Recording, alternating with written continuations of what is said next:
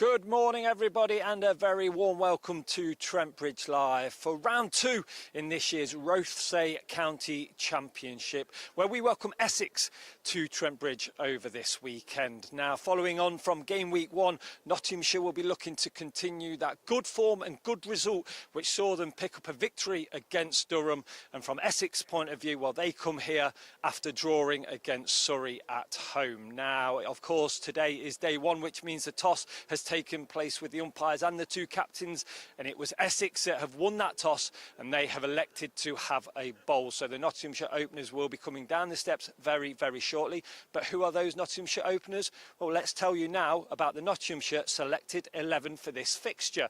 Well, of course, it is the captain, Hasib Hamid, who will be leading the way. Just 84 runs shy of 7,500 first-class runs for the captain. With him, well, of course, I bet you guessed it, it is number 26, Ben Slater, a solid 92 in the first innings against Durham for Ben Slater. 19-year-old Freddie McCann, number 44, he follows in at number 3. And then Joe Clark scored the runs which secured the victory against Durham.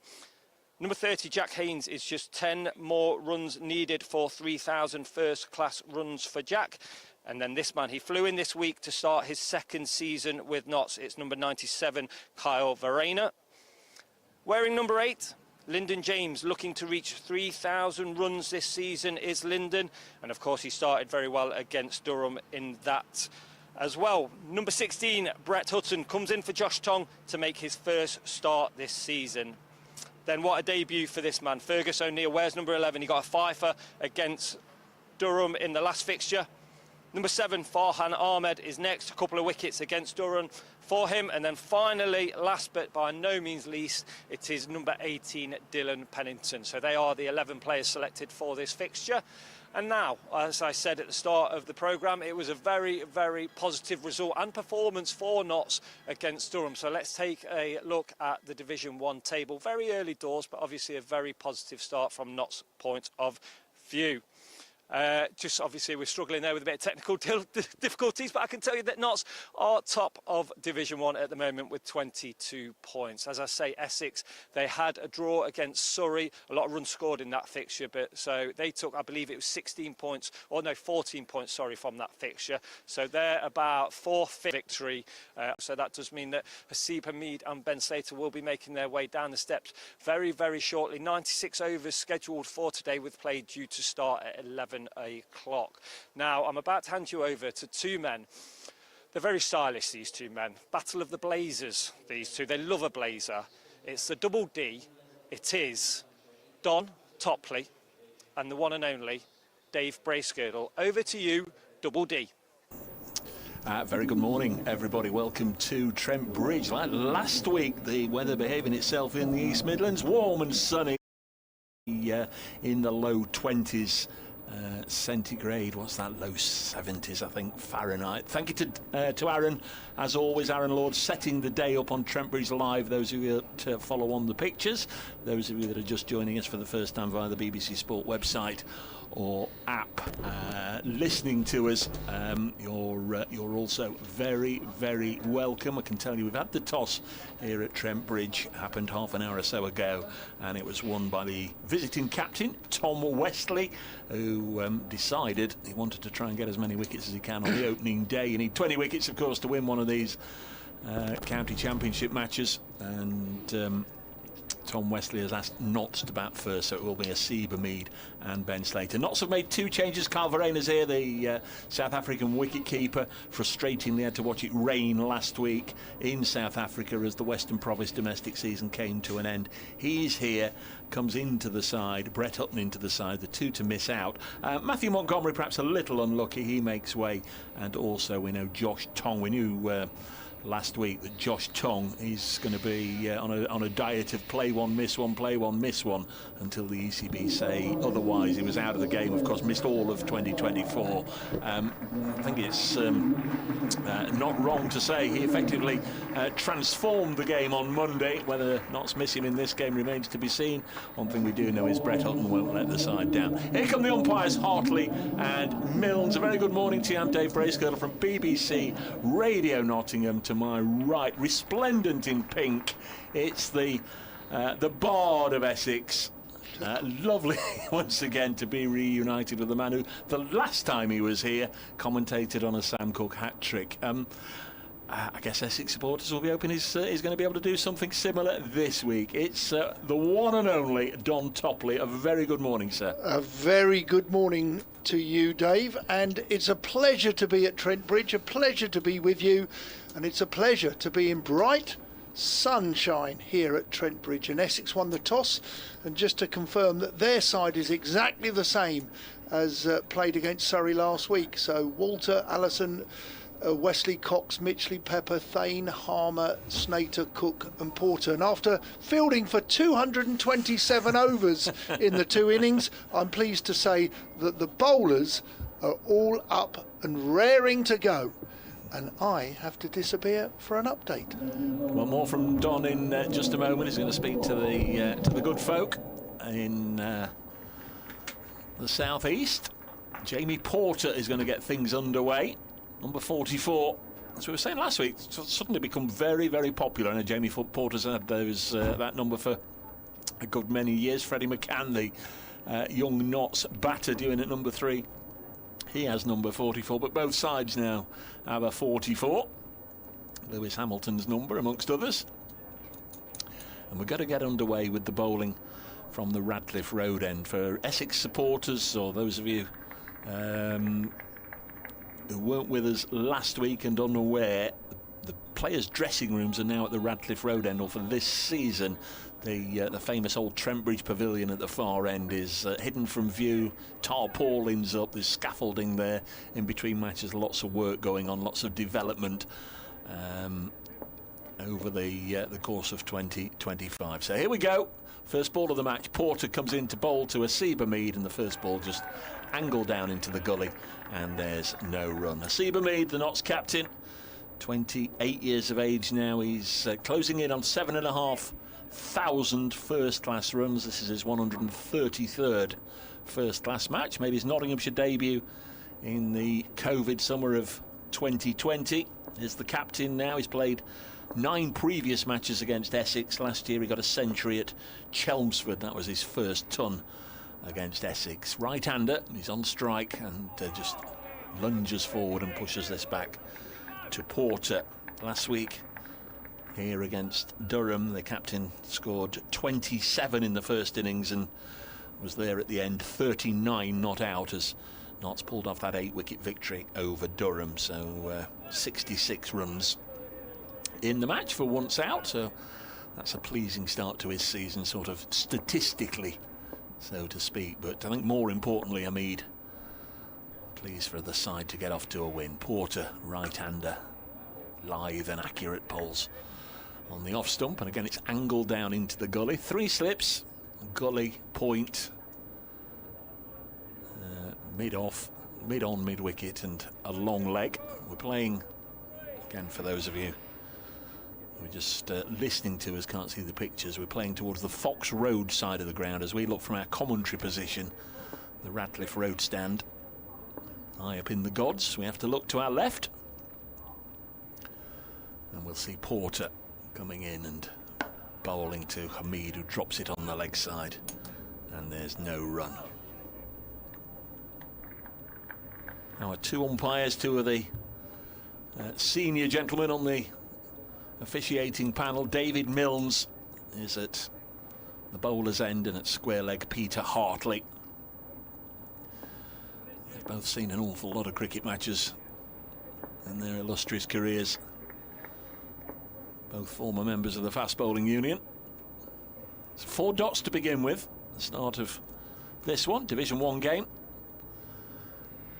Porter bowls, and Mead again lunges forward and defends.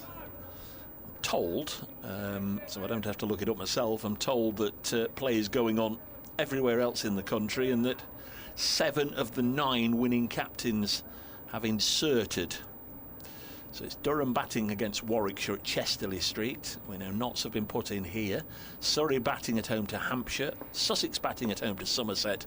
And Yorkshire batting at home to Worcestershire. They're in Division 1. Porter to conclude the first over past the outside edge. a tidy enough maiden from Jamie Porter. Nottinghamshire 0-0 in the early skirmishes here on BBC Radio Nottingham, BBC Essex. In Division 2, Gloucestershire batting against Glamorgan, Middlesex are away at Canterbury against Kent, they're batting. Northants are batting at Old Trafford against Lancashire, and Leicestershire and Derbyshire meeting in the East Midlands. Leicestershire batting the home side, they're 10 without loss. Both sides won last week, and of course Notts won last week. I can't remember how long ago it was, but I know David Griffin at Derby had in the week put a stat up that it was X number of years, maybe even X number of decades before Leicestershire, Derbyshire and Nottinghamshire all won in the same round of matches. Nottinghamshire 0-0. Got BBC Radio Nottingham in our ears for the weather. I wonder if we've missed the cricket. It certainly didn't come to us. It's going to be Sam Cook from the far end.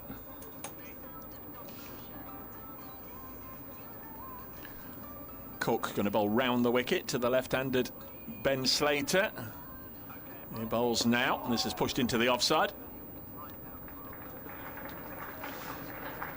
The good old technical issues. Dino, good morning to you. Nottinghamshire have just scored the first run of this match. They've been put into bat by the visitors Essex on a glorious morning. Notts have made 2 changes. Carl Verreynne, the South African wicketkeeper, and Brett Hutton come into the side. Josh Tong and Matthew Montgomery miss out. Notts are batting under clear blue skies here, and they are 1 without loss.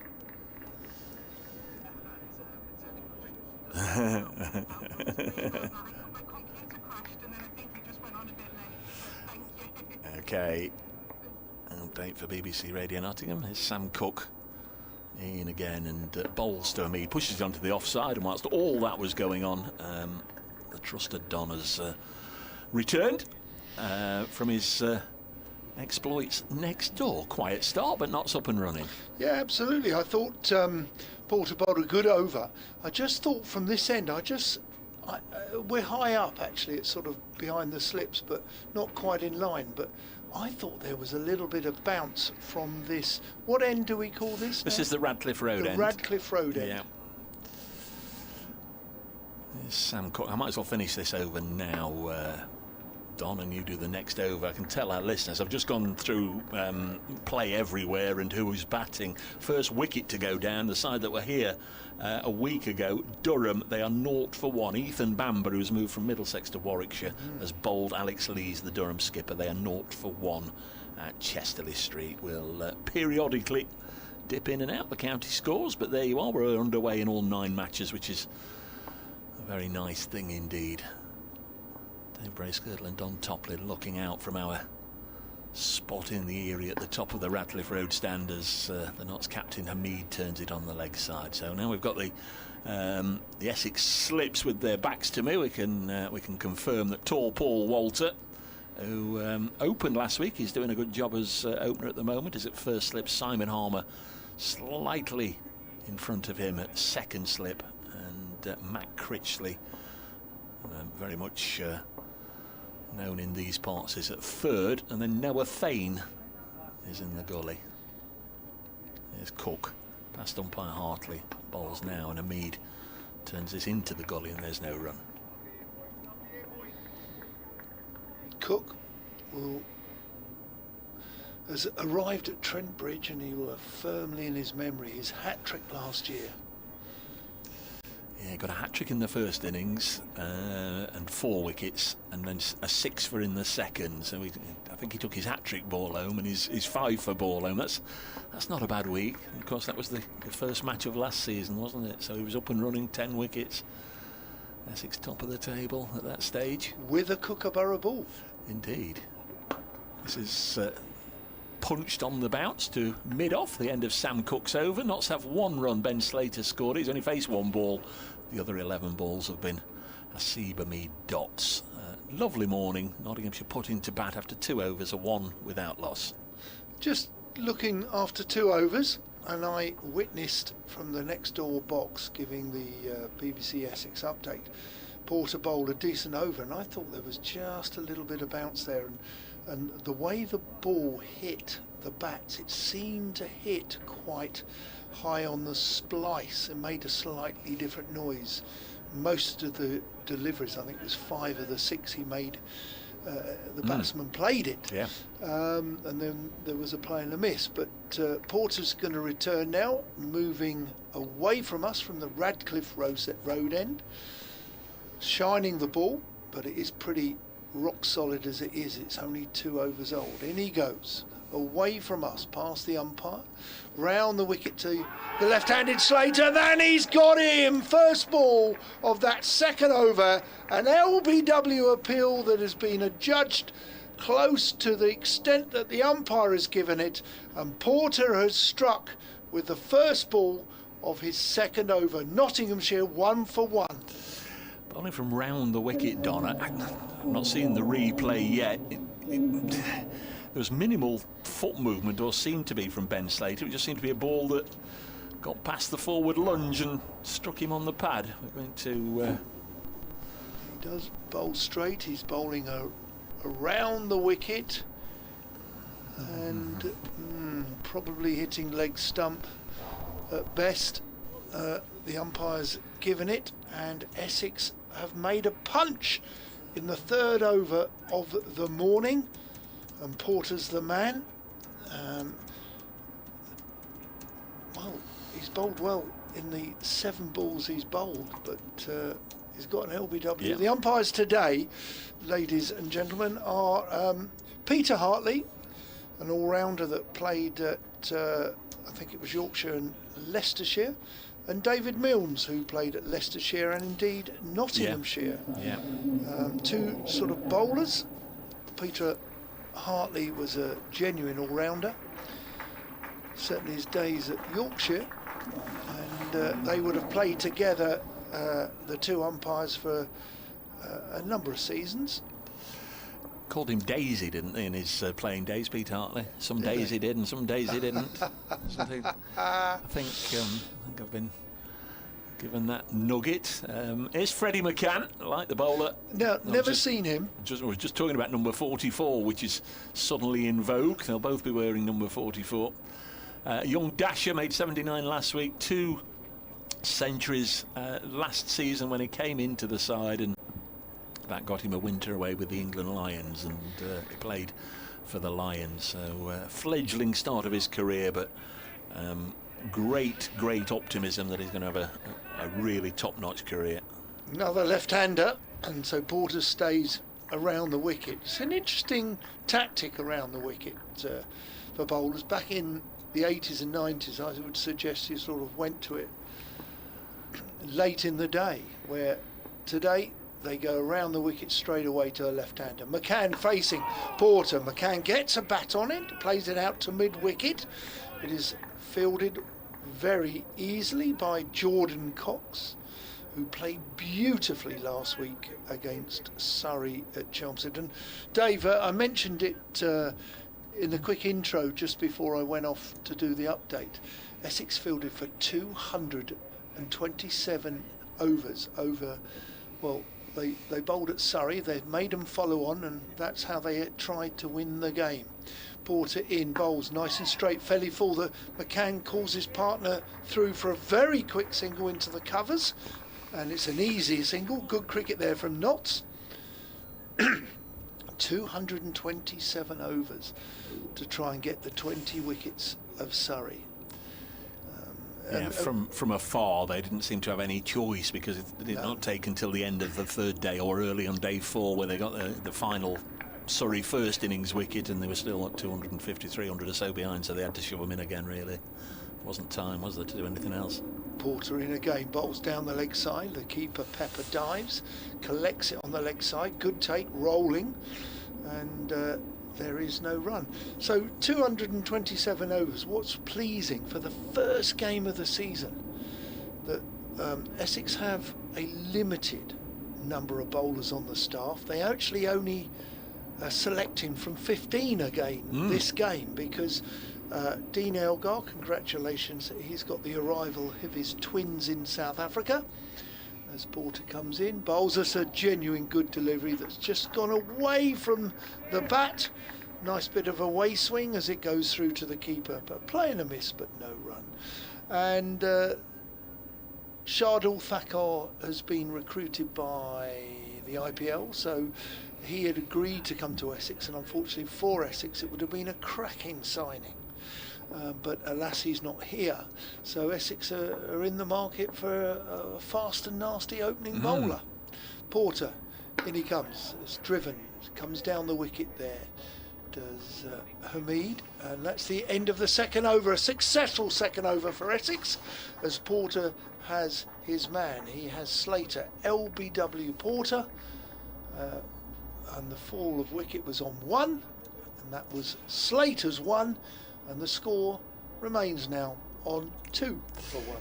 Yeah, if you'd like to get in touch, we're both on the old Twittery thing, X, as we're supposed to call it, at Brace Cricket, at Toppers Senior, so SNR, at Toppers SNR, and you do the email as well, don't you, Don? We do. We do a BBC email. It's BBC Essex Cricket, BBC Essex Cricket at gmail.com. So, if you'd like to get anything off your chest, Donald, kindly read it out as round the wicket comes Cook to bowl to McCann, and he defends. 1 or 2 people have been in touch.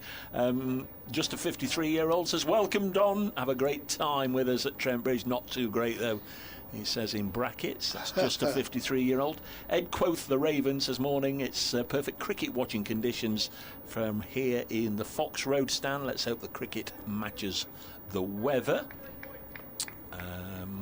Anybody else? Mark Muggerseth's with us. Come on, Notts, he says, as Sam Cook turns at the far end on a ground that he knows very well. He's played here for Trent Rockets in the 100, as this is guided down into the ground by McCann, fielded by Noah Thane. Robbie Mell, lovely hearing your voice on this magical day, Dave. Excited for this one. Shame no Ben Duckett again. ECB decision. Yeah, he's scheduled to play matches 4 and 5. If so, strange that Crawley starts again. Think Ben will go down as one of the true Notts world beaters, along with the likes of Broad, Hadley, Sobers and Mullaney. Oh, there's a big call. Big, and Mullaney, Broad, Hadley, Sobers and Mullaney. Yeah.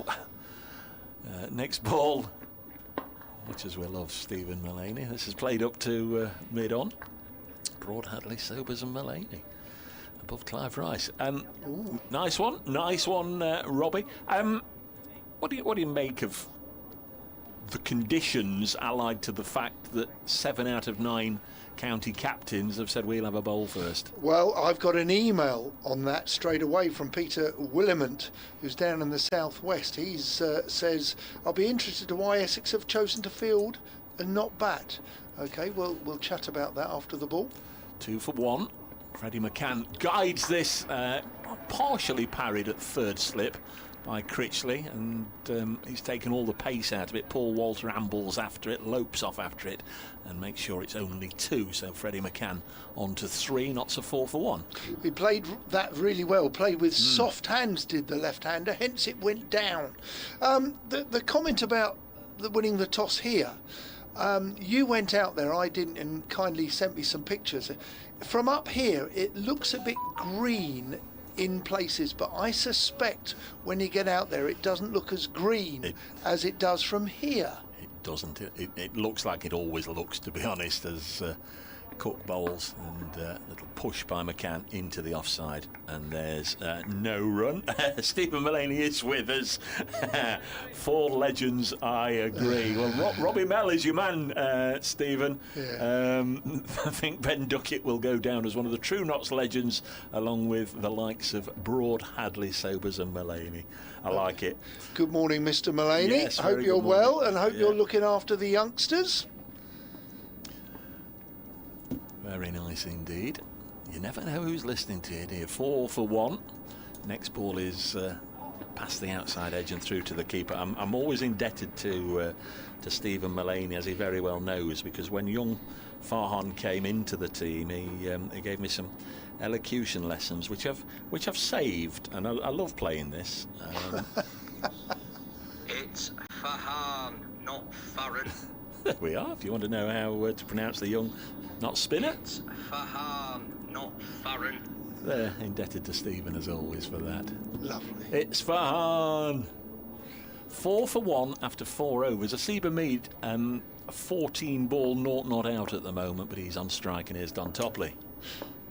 Jamie Porter moves away from us, passes the umpire, and he comes down the wicket a little bit there, does Asib, and he plays it respectfully into the offside. There is no run. Beautiful summer's day here really now. It's a blue sky with a little bit of whispery cloud around Nottingham, but generally lovely turquoise to our right, a little bit more hazy to our left as Porter on his way in comes. This is driven, comes down again, meets Porter on the half volley, just mistimes it as he's looking to play into the leg side there, and he's just got a bit of a leading edge out to the offside no run. There's pockets of the outfield, Don. I mentioned it last week, suggesting they'd need a good drink in between games, but I mean it's almost an August-September outfield, isn't it? It is. There's bare patches. Dry in Chelmsford. Oh, my lawn, I'm having to water. As Porter on the way in, 3 slips and a gully bowls, and this is a good ball. Looking for a quick single. The bowler on his follow through, together with, is it Wesley? Wesley, who was, no, Noah Thane, I think it is, who was looking at preventing the single. Good cricket from Essex, but good positive cricket from the Nottinghamshire captain. Is the gardener slacking? Yeah, you know, I've worked really hard in the garden, to be honest. Veggies are in, some of them are in, yeah. Hopefully we won't have any more frosts as Porter's in bowls. That's half a shout. Was there an inside edge? Yeah. But it's cannon off the pad into the leg side, and there is no run. Do you like your gardening? My good lady takes care of all that side of the business. Your good lady takes care of everything as far as I can see. Yeah. Yeah. I dedicate myself just to keeping abreast of what's happening in the sporting world. I think that's enough for this particular lifetime. Porter on his way in, past umpire Milnes, and this is a good delivery which is played out into the offside very respectfully. Umpire Milnes from standing at the Radcliffe Road end, I think, and he's lost a little bit of weight because he was quite a strong, of an ox type physique. Peter Hartley at the pavilion end, and of course, ladies and gentlemen, there is no pavilion today or this year, and Dave will fill us in exactly why in a moment. Yeah, I've already done that. Have you? Porter bowls outside off stump. That's a good ball.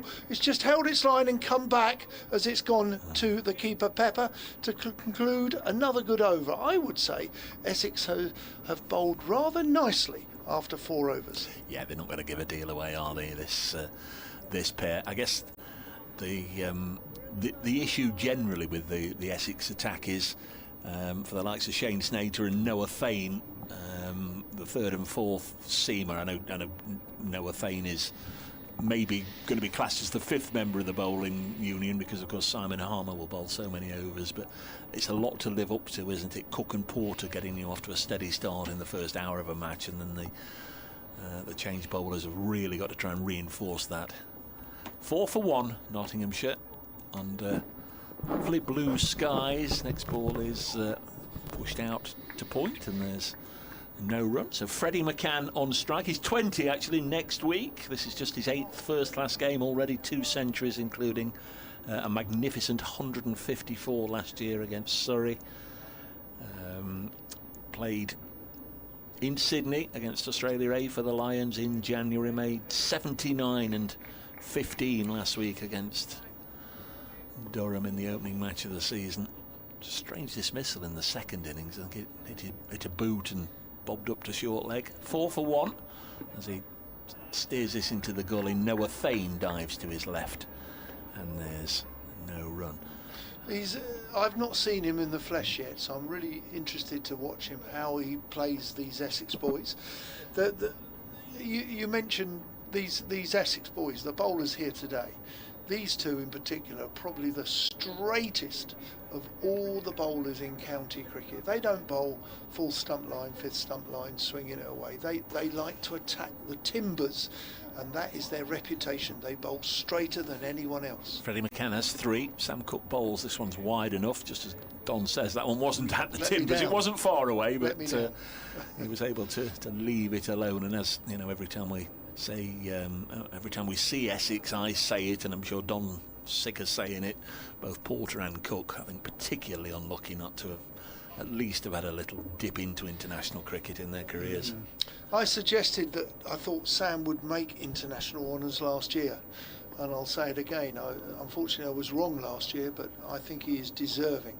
And Jeff Arnold, one of the ECB watchers, is here today. That beats McCann outside the off stump, goes through to the gloves of Michael Pepper, who was in the runs last week. Yeah, GG Horse, the former Surrey and England bowler, of course now the ECB fast bowling guru. He often sits downstairs and gets behind the arm and has a little look at the likes of Pennington, of course Josh Tong last week, and of course whoever the visiting bowlers are, and I'm sure he'll be taking in just how accurate. Potts. Was it Potts last week? Yeah, Matthew Potts bowled very well. Yeah, bowled quickly. He was certainly the pick of the Durham attack. Notts have just 4 runs on the board. Tricky going in the early stages as this is just nudged into the offside, and there's no run. A couple more wickets have gone down. Durham are 20 for 1, Surrey 13 for 1 in their home match against Hampshire, Sussex 20 without loss against Somerset, Yorkshire have made a fast start, 28 without loss against Worcestershire. Can you believe the Worcestershire rear guard last week at Taunton? That was incredible. There's Sam Cook to bowl to McCann. A play and a miss, and goes through to the keeper. In Division 2, Kent playing Middlesex at Canterbury. Middlesex 20 for 1. I see that Dane Patterson hasn't made it back to the UK just yet. Of course, he's left Notts now and is joining Middlesex, but they put a thing out this morning that he was unavoidably detained due to family issues. Northants 25 for 1 against Lancashire at Old Trafford. Leicestershire 29 for 1 against Derbyshire. And that's at Grace Road. Lovely day. Nice start to the weekend. They do say actually it'll be similarly warm tomorrow, on the change a little bit on Sunday, and perhaps even a bit drizzly on Monday. Here's Porter. Oh, yes. That is a great delivery as Porter's come in. He's bowled a ball which has just gone away from Hasib Hamid, the captain, and he's taken the edge through to the regulation catch of Michael Pepper. That really was a delicious delivery, and as I speak, David Mills has gone to see his partner, the other umpire, and he's given an impression that that ball may have been an absolute corker. So Porter strikes again. He's got him caught. Pepper bowled Porter for a naught, a rather long naught, a 26-minute, 21-ball naught, but Essex have got rid of both openers in the space of, what is it, 5 overs now, isn't it? 5 or 6 overs, but brilliant effort there from Porter. Great delivery, and Nottinghamshire in a spot of trouble at 4 for 2. They are indeed. Terrific start for Jamie Porter, getting both wickets, both falling to the first ball of an over. Here comes Joe Clark, hit the winning runs against Durham on Monday. Really needs to make a decent contribution here and stick around with Freddie McCann. Terrific start already by Essex, justified Tom Wesley's decision to put Notts into bat. I'm going to have a little bold statement here after 5 overs and suggest 6 overs, 6.1 overs, that there is just a little bit of bounce from this Radcliffe Road end. And I saw that in the first over when I was next door, and I listened to the noise of the ball hitting the splice, not the middle. So unless the Nottinghamshire players were playing with lower hands, which they weren't, that there was just a little bit of bounce from this Radcliffe Road end, and Porter's found it, and he's looking really sharp this morning here at Trent Bridge. 4 for 2. Porter to bowl his first ball to Joe Clark. Joe Clark, a very, very fine player. He's practicing a forward defensive. I suggest that that could be the order of the day for a little bit against Porter and Cook, as Porter, here he goes, trying to claim his third wicket of the morning. Porter's in, bowls, and there is a delicious delivery which carries through to Pepper. It's I would suggest it's it was on circle line and Clark was on district line. That was a cracking delivery again. Little bit of movement here, little bit of swing. The pitch looks a little sort of little bit of green in places, but honestly the grass today, one seed is one piece of grass, so it's not tufty grass. And this here cannons in on the inside of the thigh, where he's beaten, but alas, there is no appeal for an LBW or a leg by, no run. They sting, don't they, there, generally. Joe Clark made 37 and 35 not out last week against Durham. Looked in good touch, generally speaking. Has 2 centuries against Essex, one from his Worcestershire days and 104 here last year. And again, it cannons off the pad into the offside. There's oohs and ahs from the interesting quartet behind the stumps, but alas, there is a dot ball. So already we've got to look at the Notts middle order. Jack Haynes got the nod over Matthew Montgomery. He's scheduled to come in next. Then the South African wicketkeeper Carl Verena. Lyndon James, who got a century against Durham, batting at 8 last week. He'll bat at 7. Porter, right arm over to the right-handed Clark, who at the moment, this over, he's used his pads or protection 3 balls and the bat 1 ball. No, it's a play and a miss. So he hasn't used his bat yet. No, 2 for 1, Porter's figures. Brett Hutton listed at 8. Fergus O'Neill, the Australian, Farhan Ahmed and Dylan Pennington. Have you met the Oz? Yeah, oh yes, yes. Yeah, Good man, does he know who you are? Yeah. You know, he's... Yeah, oh yeah, no, we've had a couple of lengthy chats so far. Porter, right arm over, bowls, and this is a inside edge which goes down to fine leg, which is the largest part of the boundary, towards what I call the Batman scoreboard here. Looks very impressive. What a great over. It's cost him just the 1 run to Joe Clark, and Nottinghamshire have slowly moved to 5 for 2. Yeah, he plays for Victoria. He was the leading wicket taker in the Sheffield Shield this last Australian cricket season, and of course there's lots of Nottinghamshire links with Victoria, and he said before coming here, somebody you know very well as well, who played for both these counties, Peter Siddle. He told him what to expect coming here and where to bowl in county cricket and all the rest of it. Dave Huss is the coach at Victoria, nattered with him, and also James Pattinson is around. Obviously he had a couple of spells with Notts, so over the winter he's taken the opportunity. He also, in the Big Bash, he played for the Renegades, Melbourne Renegades, and Peter Moores was the head coach of the Melbourne Stars. He said he was able to have a bit of a natter a couple of times in the winter with Peter Moores down in Australia, and he also played for Australia A against the Lions. He said that's where he met Josh Tong, Dylan Pennington and Freddie McCann for the first time as well. So he's been properly tuning up for his spell here, and he got 8 wickets last week. Bowled really, really well. Got a short leg in. That was the slight delay whilst the protective gear were donned. I think it's Charlie Allison who's going to be opening the batting for Essex. He's under the lid at bat pad, or boot hill, as we used to call it. Start of the 8th over. Clark is on strike, and Clark is off strike because he deflects this. In fact, he might get a couple of runs. He's deflected it away. Fine. Jamie Porter will do the fielding. A couple of runs to Joe Clark. So he's on 3. Freddie McCann's on 3.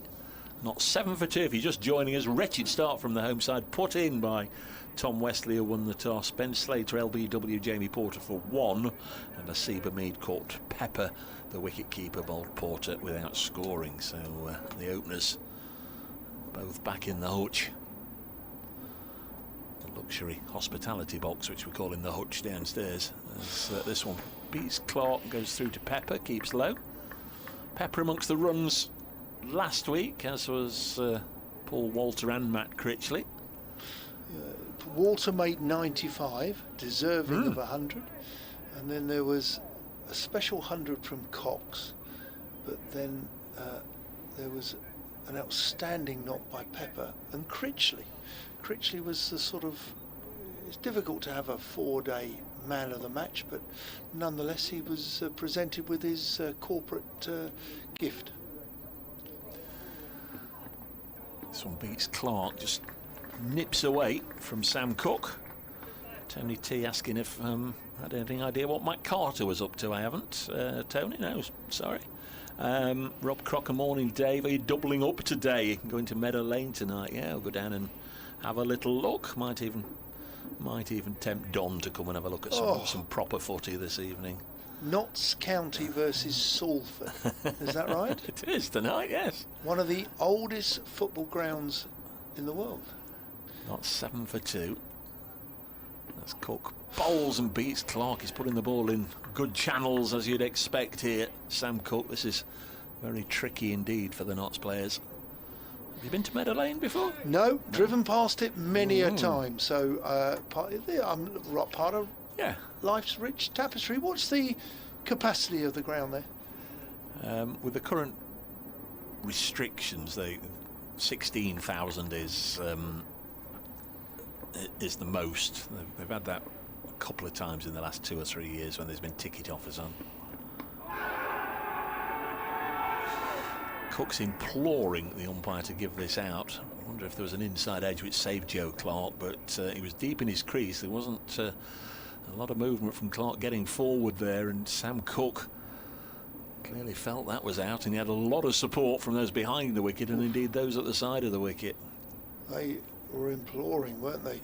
The keeper and the 3 slips had, there would have been a wonderful picture when he was turned down the decision.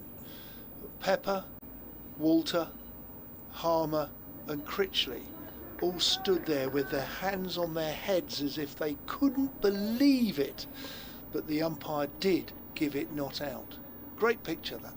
Playing their own game of Simon Says as Clark drives this to mid-on. Simon Says, put your hands on your head. All 4 as Don described did it as one, and there's 1 or 2 just little words of condolence towards Sam Cook there from those fielders as they trot down to the far end of the over. 7 for 2 Nottinghamshire put into bat on a lovely morning weather-wise, nice temperate climate, decent crowd in as always. From our commentary position we can't necessarily always see how many people are in this stand, but a lot of people try and get behind the arm and look down on the action. So this stand is usually the fullest. The members, of course, using the Hound Road stand, which is the one sort of diagonally opposite us at the far end, with the pavilion being out of commission. And the Fox is to the left, isn't it? Yeah. And of course we're playing to the left of our view this particular game. Porter on his way in. This is come off the inside edge down to fine leg, the shorter part of the boundary, where there is 1 run. The left hand, right hand combination swap as Clark comes on to strike. These Essex boys have bowled very nicely this morning. Silverwood himself a bowler, international class, would have been also impressed with what he's seen. Porter and Cook have bowled magnificently well in this first 8 overs. The champions have lost a couple of wickets at the Oval. Surrey 18 for 2. Rory Burns and Ollie Pope are out. Dominic Sibley 2 not out. Gosh, he after dropped, 25 minutes. He dropped anchor last week. Very good at that, he was. Porter in, right arm over, there's an edge. He's played it low, down to the ground, played it with soft hands. He didn't have a flourish or follow through. He just allowed the ball to come to the bat. And it's been well stopped by Matt Critchley at third slip. In fact, yeah, he's 2 not out from 24 balls. He's been at the crease, obviously, since 11 o'clock. So getting on for about 38, 39 minutes at the crease. Dominic Sibley does like to set route. He's a perennial, isn't he? Yeah. As Porter bowls a little shorter, which this time Clark has to go back and stand tall and play. And once again, the noise for me, it hit the splice. It makes a different noise. Yeah. So that's where I'm coming and suggesting that there's just a little bit more bounce, maybe a fraction quicker from this Radcliffe Road end, which Porter is bowling from. He turns, 44 on his back, elbows are pumping, he's on his way in, he bowls, and this is clipped down the leg side. It's been spilled anyway.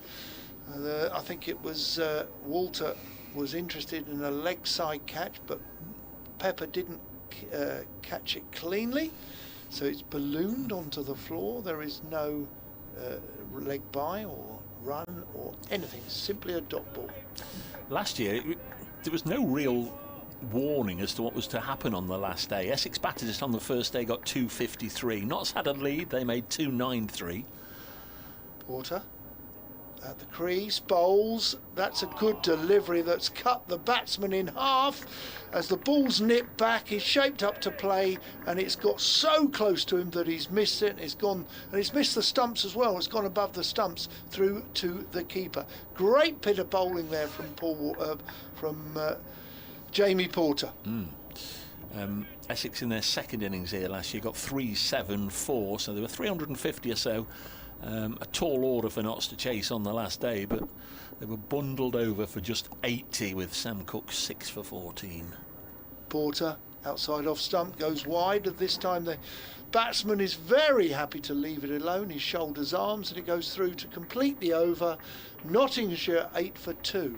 Now last year you were just talking about that particular game, which we've talked about Sam Cook, but what I also remember, Dave, and you'll tell me, it was last year that I think there was quite a serious fire to our right. I think that was... Was that 2 years ago? I think it was. Was it? Really? Okay. Yeah. I think so. Was that 2 years ago that Mulaney had a big 100? Was it we'll have to have a look. Did he get about 160? It certainly wasn't last year because he wasn't playing. I'll have a look in a minute. The one thing that, of course, that did happen that had repercussions for Essex last year was that early on Feroz Koushi? Correct. Had his bat taken from him. It exceeded the guidelines. It wouldn't go through the umpire's gauge as McCann is struck on the pad here from Sam Cook, and there were repercussions, but it took till August, September, right towards the end of the season, and some points were lost. I'm not so sure it would be regarded as a happy state of affairs. No. Yes, there were tremendous issues which were delayed, and they were investigating. And was the gauge the right gauge? Was the gauge in the dressing room? Was the gauge part of the umpire's etiquette or the equipment? But yeah, it was a distasteful affair. Next ball is just guided down with soft hands by Freddie McCann. He was just trying to bisect that little gap between third slip Critchley and Noah Fane in the gully, but Critchley got down there. Very well fielded, very well bowled, but I also have to say Freddie McCann played that well. Bowlers allowed to bowl well. Not only that the new ball is challenging, and it's challenging here today, but Freddie McCann so far, the first time I've seen him, plays with soft hands. He's on 4 from 17 balls faced, and now he's going to add to that by just working this to Charlie Allison down at deep backward square, single, 9 for 2, I beg your pardon. Matt Critchley will have been catching up on family events briefly this morning, but not for too long, because of course Matt and Ben, their partners, are both sisters. I think Matt Critchley, his partner, I think is Ben Slater's sister. So of course they would have played together at Derby. Yep. So Joe Clark on strike down the leg side. That's well taken by. It's not well taken by Pepper. He did me there. He dived across and gave every indication that it was a wonderful leg side diving stop, but he didn't get anything on it, and it's gone for 4. I think it's gone for 4 buys. Leg buys. Signalled leg buys. So there was a little bit of noise out there. There was a half-hearted appeal, but well down the leg side. It's one of the rare poorly directed deliveries, actually, that Joe Clark wandering across his sticks and trying to turn it away off the bat. 13 for 2, Nottinghamshire. Losing Mead at the start of the, or rather Slater at the start of the 3rd over, Mead at the start of the 7th. Next ball is pushed into the offside by Joe Clark, who's a bat lighter than he was a week ago. As Josh Tong revealed at the end of the game on Monday, there was a bit of a, I don't know if it was a wager, more an encouragement, more of a carrot put down by Joe Clark to Josh Tong, who'd never had a 50 in his career, and Joe Clark says, you can have one of my new bats if you get a 50 this year, any game, if you get a 50 this year, you can have one of my new bats. And Josh Tong went out there, his first innings for Nottinghamshire, and got a 50, and Joe Clark delivered. This is nicely driven, and it's a good stop by some part of Sam Cook's anatomy. He dropped to the ground very quickly and prevented the ball from going underneath him. 13 for 2. So yeah, I'm sure it was one of Joe Clark's bat suppliers that coughed up, but Josh Tong, the recipient of a new bat for his efforts on his Nottinghamshire debut, will be watching on, I'm sure, somewhere downstairs, as his county are currently 13 for 2. That was a good looking shot, but Sam Cook did well on his follow through to prevent the ball going past him, perhaps down to the pavilion boundary, which would have represented the first 4.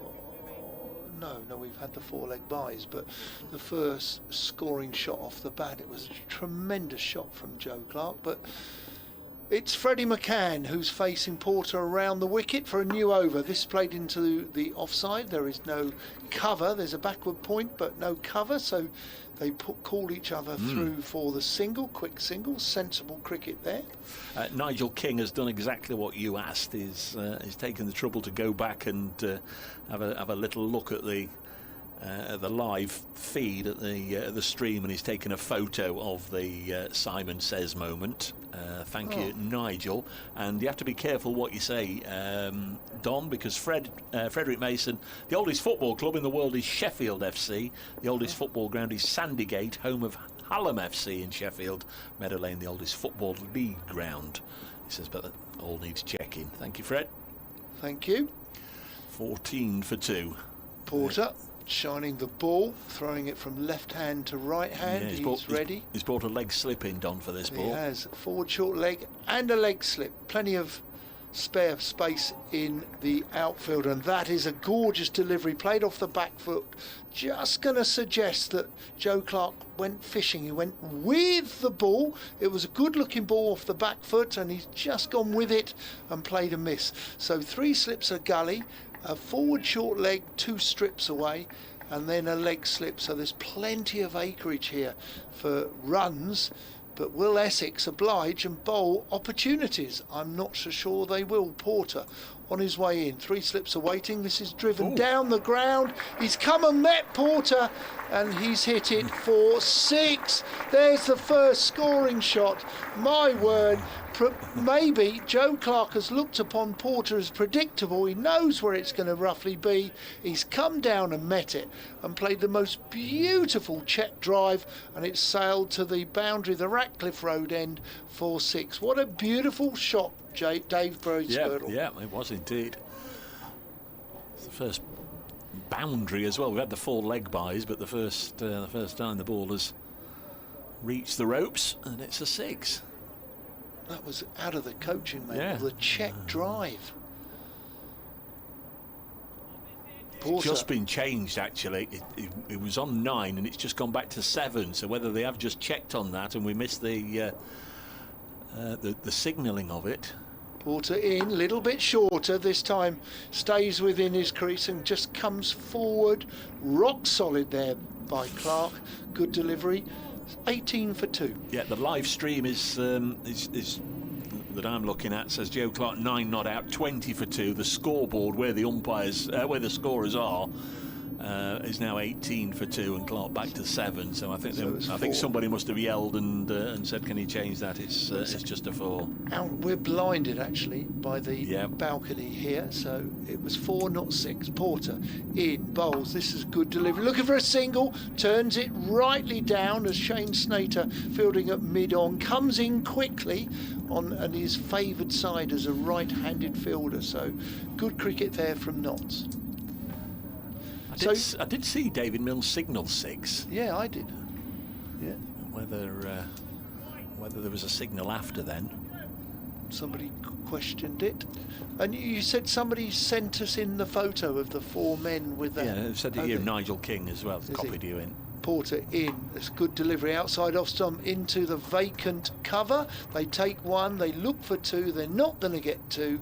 1 more run to Joe Clark, the right-hander, keeps strike, and the score is 19 for 2. Or 21 for 2. Or 21 for 2. No, it's 19 for 2 because the umpires are in discussion with the scorers. 19 for 2, and we've had, always look for the overs, 11. 11. So, a couple of points to note. I've got to mention this. I met a young man yesterday in my road in South Suffolk, and a avid cricket fan. So he was going to watch cricket this morning with us, and its scoreboard has now moved to 21 for 2. Yeah, so he has got the 6 after that all that. Great 6. But this gentleman I met, young man, you family, met a man. Yeah, and young lad, and his name is Will Bridger of South Suffolk, and I said I'd give him a mention, and he was going to watch the streaming service. He's a budding young cricketer for the first time this morning. Good morning, Will, as Clark tries to whip this one away on the leg side and gets a leading edge over extra cover, and we'll get a couple of runs. That wasn't meant to go there. That was a wristy whip from Joe Clark, who's looking to take the fight to not only Jamie Porter but also Sam Cook. Gets a couple of runs, perhaps a little fortuitously. 23 for 2, and Clark on to 12. He's a budding young cricketer, 13 years old, quite a tall fella, bats and bowls, learning, and he says he's probably only average at fielding, so he's going to work hard at becoming a good fielder. Got to enjoy your fielding, haven't you? As Cook bowls, Clark again turns this away for 4. He's got the bit between his teeth at the moment. Joe Clark whips this away to that Fox Road boundary, 65 yards. Steve Burke's told me about 85 yards the other side, but whipped that one away. Doesn't matter how good a batter you are, how good a bowler you are, most of your life as a cricketer is out on the field. So if you don't enjoy your fielding, it's pretty much a waste of time. So you might as well practice it, get good at it, get used to catching the ball, get used to fielding in the different positions, practice your throwing. 27 for 2. Cook bowls. Clark again tries to drag it down the leg side, and given long look at it by umpire Hartley. All that time the umpire was having Sam Cook in his face, imploring him to give it, and now Joe Clark reluctantly, obviously, has to step away, and Essex have got a bowling point. Notts 27 for 3. Really interested to see the replay on this, because he must have got across his stumps. He looked disappointed. The umpires might have a word there, but it just didn't look quite right initially. But we're not behind the arm, and he's gone across his stumps a little bit. Has that cost him? If so, it's there have been 2 dismissals that have been clipping leg stump, in my view. Yeah, but first glimpse there, I thought that must be going down. We're not right in line, and the replay actually isn't through necessity isn't right in line either. The camera at that end, obviously with the balcony and the camera gantry at the far end being out of use as a fixed camera, it's as close as they can get it, but it's not right in line. But it just looked with the angle there as if the odds probably were that it was drifting down. Here's Jack Haynes. Yeah, I was surprised initially, but perhaps he's gone across his stumps and lost roughly where the ball is in terms of flicking and trying to play into the leg side, but shuffled across his stumps a little bit, but it only has to hit leg stump, it doesn't have to knock all three out. And Essex, well, Porter has bowled beautifully to get two, and now Sam Cook has joined the party. The score here, Nottinghamshire, who are asked to bat 27 for 3, and you're listening to BBC Radio Nottingham, BBC Essex here online, on the streaming, on the smart speaker, on the BBC website, and it's Dave Bracegirdle and Don Topley bringing you the action from a sunny Trent Bridge. Delighted that you could join us. Yeah, when I give the score, actually, I might have to say, for a time or two, I might have to say top of the table Nottinghamshire, because it's good while it lasts. Yes. They were top after round one, but they've made a poorish start. The first 54 minutes have been played with Notts losing 3 wickets. Essex have got a bowling bonus point. Jack Haynes is the new man, made his Nottinghamshire debut, of course, in the corresponding fixture last year, as Cook comes in, and that's very nice indeed from Jack Haynes. Drives this out into the deep towards the batman board, and it is going to reach the ropes, and he gets a boundary. Now, I guess it would have been a close run thing really between either Jack Haynes or Matthew Montgomery for the batting spot, with Carl Verena coming back into the Nottinghamshire side. Last year in this match, Jack Haynes made 77, and that remains his highest Nottinghamshire score. He played every game last year. He played last week, of course. He's had 7 50s, 7 scores of 50 or more, but he's not gone past the 77 he made against Essex last year. 31 for 3. Next ball is again drifting down the leg side. The bat and the pad just take all the pace off it as it runs out as far as Allison, the short leg. 24 years of age now. Jack Haynes moved ahead of last season from Worcestershire. This is his 61st first-class match. He began it requiring 10 runs to reach 3,000 in first-class cricket, so he only needs 6 more to get to that landmark. Just his 3rd match against Essex with that best of 77. He's on strike, right-hander. This one gets big and runs out off the shoulder of the bat. And the end of Sam Cook's over. He's 6 overs 1 for 16. Jamie Porter 6 overs 2 for 11. The traditional accurate start from this pair has Notts 31 for 3 after 12.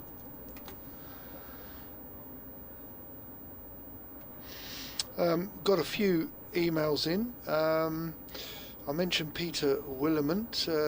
We've had a long email from Kieran Bluefield, but John Starbuck, long-time Notts supporter, even though I now live in Yorkshire, as I used to go to school near Trent Bridge. Last week, Dave Bracegirdle got into a discussion about wicket keepers no longer wearing established pads that they use for centuries. Can you let him know, please, that the pioneer, as Porter comes in, this is clipped into the mid-wicket area where there is no run. Could you let Dave know that the pioneer of this new approach was the best keeper in the world in her day, Sarah Taylor? She may have had shin pads beneath the trousers, but the main aim was to improve her athleticism, as opposed to defending the ones that you have that go over the trousers. Porter is in. This is clipped into the leg side. That's a good shot, but it's parried at mid-wicket, where they would take a single. One more run to McCann. Yeah, just the background of that. Joe Clark kept without any pads at all on last week. Didn't have any underneath or right? over. Nothing. Nothing. But took 2 or 3 excellent diving catches, as our correspondent says. Helps The athleticism. mobility, athleticism. Yeah.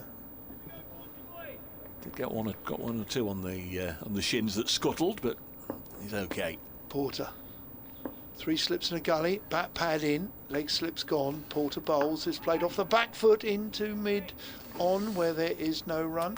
Sam, I think he's from North Essex, Colchester way, enjoying the cricket on the live stream this morning, and even more so the great start from Essex. Was it a surprise that Essex elected to bowl on such a beautifully sunny day? No, I think they looked at the conditions on the floor and thought they could bowl well early doors, and they've reaped the rewards with 3 wickets in this session so far. Porter in again. And this is played on the front foot up to mid-on, no run. Also, I'm hoping for an Essex double over Notts. After Colchester United Eight, steady. beat Notts County last Saturday. Sorry, Dave, he does say. He says sorry. Steady. Peter Simmons, lovely. Oh, a controversial one. I might need more than a ball for this one. As Porter turns and on his way in, he bowls. This is a good delivery, line and length. Comes forward, does Haynes, and plays it respectfully into the offside, no run. Lovely sunny day down here in Chelmsford, and always great to hear and watch all the Essex cricket on the radio and now on the YouTube TV. My question is for you about the scheduling of the next season, with lots of talk of changing it as you do. Porter on his way in, 3 slips in a gully waiting, outside off stump left alone through to the keeper, no run. With Tongue, Duckett and many of the Surrey players rested last week, would a 10-game championship make it better for the teams with the smaller squads like Essex, and maybe the workload would be a lot less for Porter, Cook and Harmer and friends? What are your thoughts on that? What are your thoughts, Dave? You like it as is? You'd like England to release the players more often? I'd like the county championship to go on regardless as a competition on its own. It's not going to happen, I know, as Noah Thane is prepared to come on to replace Sam Cook. I'd like to go back to the 16-game county championship, 2 divisions of 9. Everybody, for the integrity of the competition, plays everybody else in your division home and away, and let anything else go on either alongside it or what have you. If they say you can't have gaps, well, you can't have gaps, and players will have to make the choice. Either they play for their county or they go and play elsewhere. The county championship is entranced in our sporting history. Yeah. And the 18 counties should be allowed to play it. And there's Noah Thane. Right arm then round the wicket as first change, and his first ball is dug out by Freddie McCann. But I know that's not going to happen. I mean, that's the old-fashioned view, etc., etc. But with what you've just said, so I would ask the question: do you think or feel we play too much cricket elsewhere? Does who play too much cricket? These 32 for 3. Cricketers. It has eased into the offside, and there's no run. We've had this argument many times. No, as I said last week, we're in April. This is the time of the year where all amateur cricketers want to play cricket and all professional cricketers want to play golf. So they don't play too much cricket. You've been very right. Okay, you've said that. Okay. The difference is. I'll do an update for BBC Radio Nottingham. That might just have come in at an apt point, but we've got the midday news. Here's Noah Thane, bowls to Jack Haynes. Nice little push into the offside for a couple of runs. Haynes has started brightly here. Couple there take him on to 6, 35 for 3. There is that update for the radio.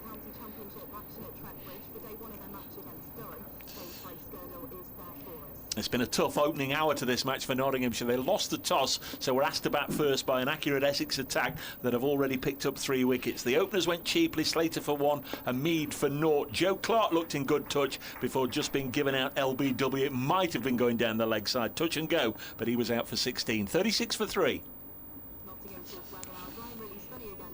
So there was the quick update. 36 for 3. McCann's back on strike after Haynes got a single. That might have come at an appropriate time. Everybody's got their views, Don, so it's not like they get a county championship versus 100, etc, etc. If I was a young cricketer, I'd want to play as much cricket as I could. If I was being offered X number of pounds to go round the world here, there and everywhere, you've got to look after your family, haven't you? So it's a tricky one. But there's a single, 37 for 3. But for me, the county championship should be left, well, not left alone, should be put back to you play everybody home and away and 2 divisions. But as I say, that's not going to happen. I've made myself unpopular over the years. You don't need to expand on that, Don. We don't necessarily have the same view there. Haynes has 7. Next ball on its way, and he'll get a single, pushing it out onto the offside. 38 for 3. We're having players finishing their careers, having played,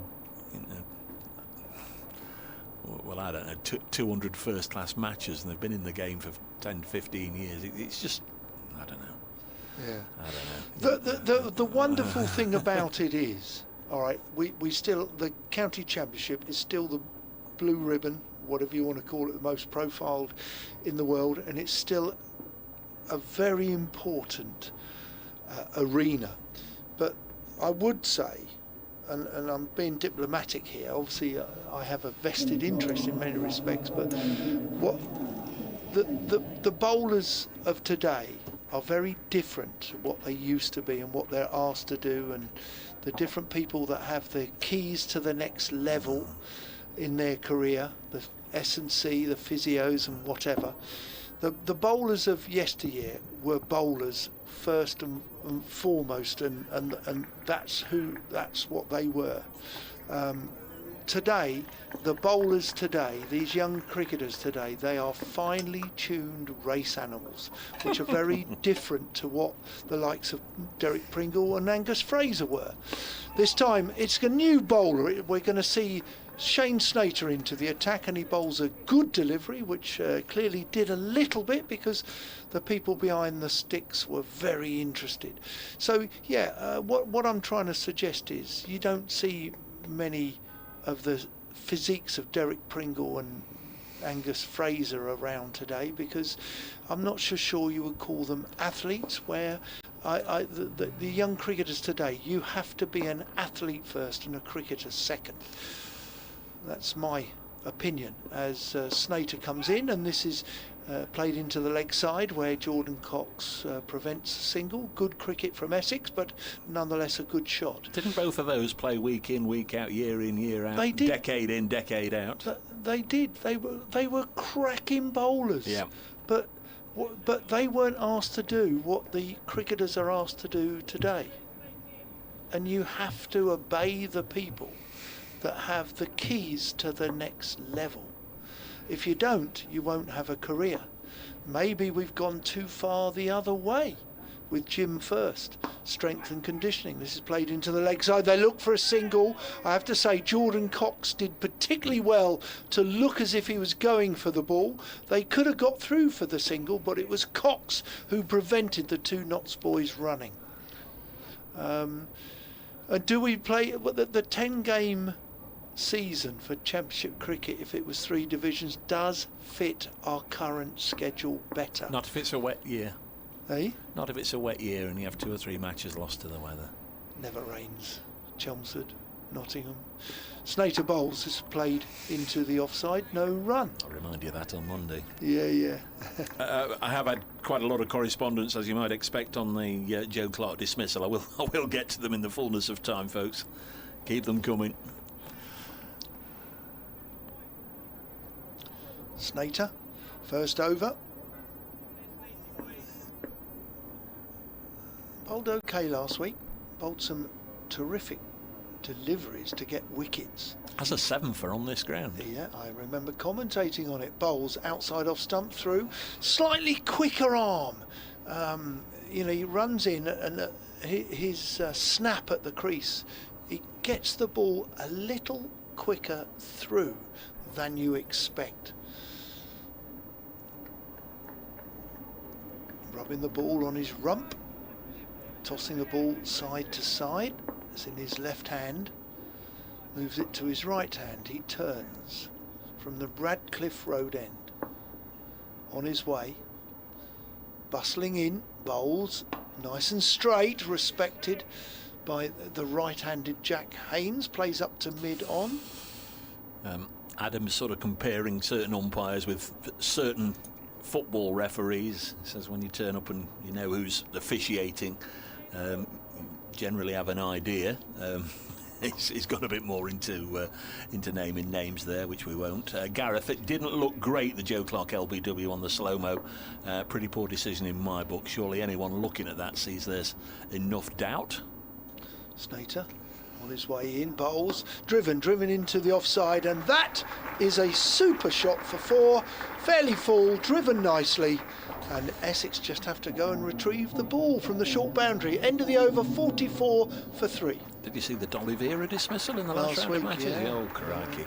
Yeah. Applause is for heaven knows whatever the announcement was. It's 44 for 3. There's a 12th man out there, Nick Brown, who travelled with the team, wearing shirt number 10, tall Nick Brown, in his benefit year. Is he still the Whittam pro? Correct. Yes, he is still affiliated to them. Ollie Murr's country. Yes, correct. I know a lot of people down at, I don't even know Whittam Cricket Club. John Chick's down there, yes. And Carnhorse, Cody McDonald, the ex-footballer. Correct. I know a lot of the Whittam boys. Jamie Smith plays there as well. 44 for 3 is Noah Fane bowls this past the outside edge and through to the keeper. How do you know about Whittam? What's the big Ollie Murrs fan? No, I used to. I used to play. It'll come to me. I used to go on tour anyway with those guys I've mentioned: John Chick, Carnors, Cody McDonald, Jamie Smith. Club. No, not for Whittam. No, but at Whittam Cricket Club they are. Yeah. Next ball is run down to third man for a boundary by Freddie McCann, played with soft hands. And whenever I've been at Chelmsford doing games with you or whatever, if it's been a Saturday or a Sunday after we've finished, I've generally gone down there and they've had a barbecue at Whittam or whatever. I've been there a few times, yeah. 48 for 3. This is terrible. Arden Taverners, that's it. Arden Taverners, one of the great touring clubs. They pull in players from all over the country, and every year they go on a tour to North Devon. They've been doing it for about 60 years now. I went for many years. Next ball is pushed into the offside, generally based in Linton and Lynmouth. Have you been there? The Valley of the Rocks? Yes, Lynmouth. Yeah, there we are. Great setting for cricket, but played all round. I lived down in North Devon when I was in the Air Force, so I knew all of the major cricketing people down there and played at all the grounds. I played for Braunton, at obviously North Devon, David Shepherd's club, the Overton's club, yes, down there, the Allens, Tony Allen, at Bideford. Next ball pushed into the offside. There's no run. 48 for 3. When I was down at Braunton, the groundsman, the latter part of my time, had played first-class cricket. Dave Halfyard, who played for Kent, had a bad road traffic accident, had to retire from playing, took up umpiring, but then a couple of years later got the bug back, practice trained, got himself fit, and not stuck him on.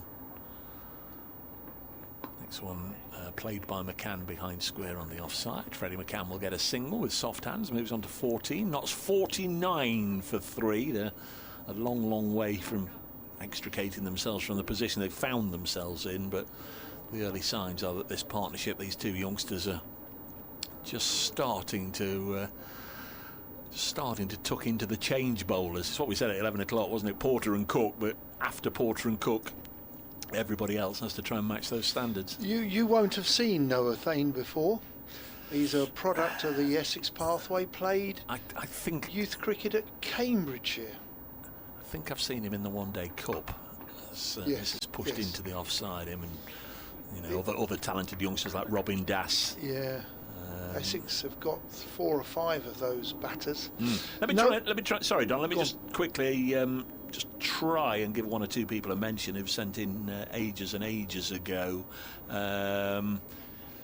Jerry, fantastic listen so far today, everybody. Beautiful weather. Can't help but wonder how you and Don feel about Sam Cook's chances of an England call. We did mention that earlier on, Jerry, right at the start of the day. Felt both him and Porter had been a little unlucky. Richard Vaughan, I think Sam Cook was a little lucky with that LBW against Joe Clark. Clark did step across the stumps, but although the camera isn't in line, it looked like it was drifting down. Thank you, Richard. There's some more. Nigel sent a picture saying it's missing. Outlaw Chris, good morning, Chris. Poor Joe. It would have been out if it had been 1 foot to the left and 8 inches lower. Awful decision, he says. Gareth Beard didn't look out on the slow-mo. As Snater bowls, this is well. Has it been stopped or has it got through? I think it's been stopped. Isn't it? I think it was parried. Adam, both LBWs look generous.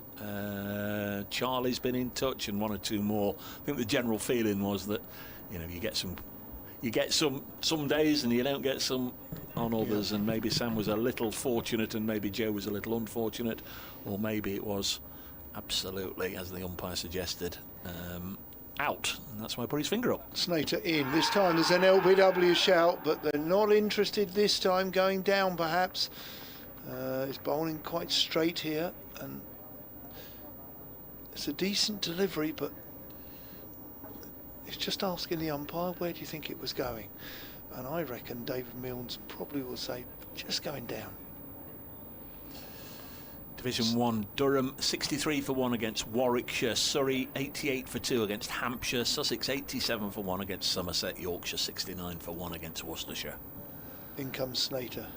Away from us, but he bowls and is driven up to mid-on, which I think it's Porter is chasing. He's going to have to get a little bit of a dive out. He does, just short of the boundary.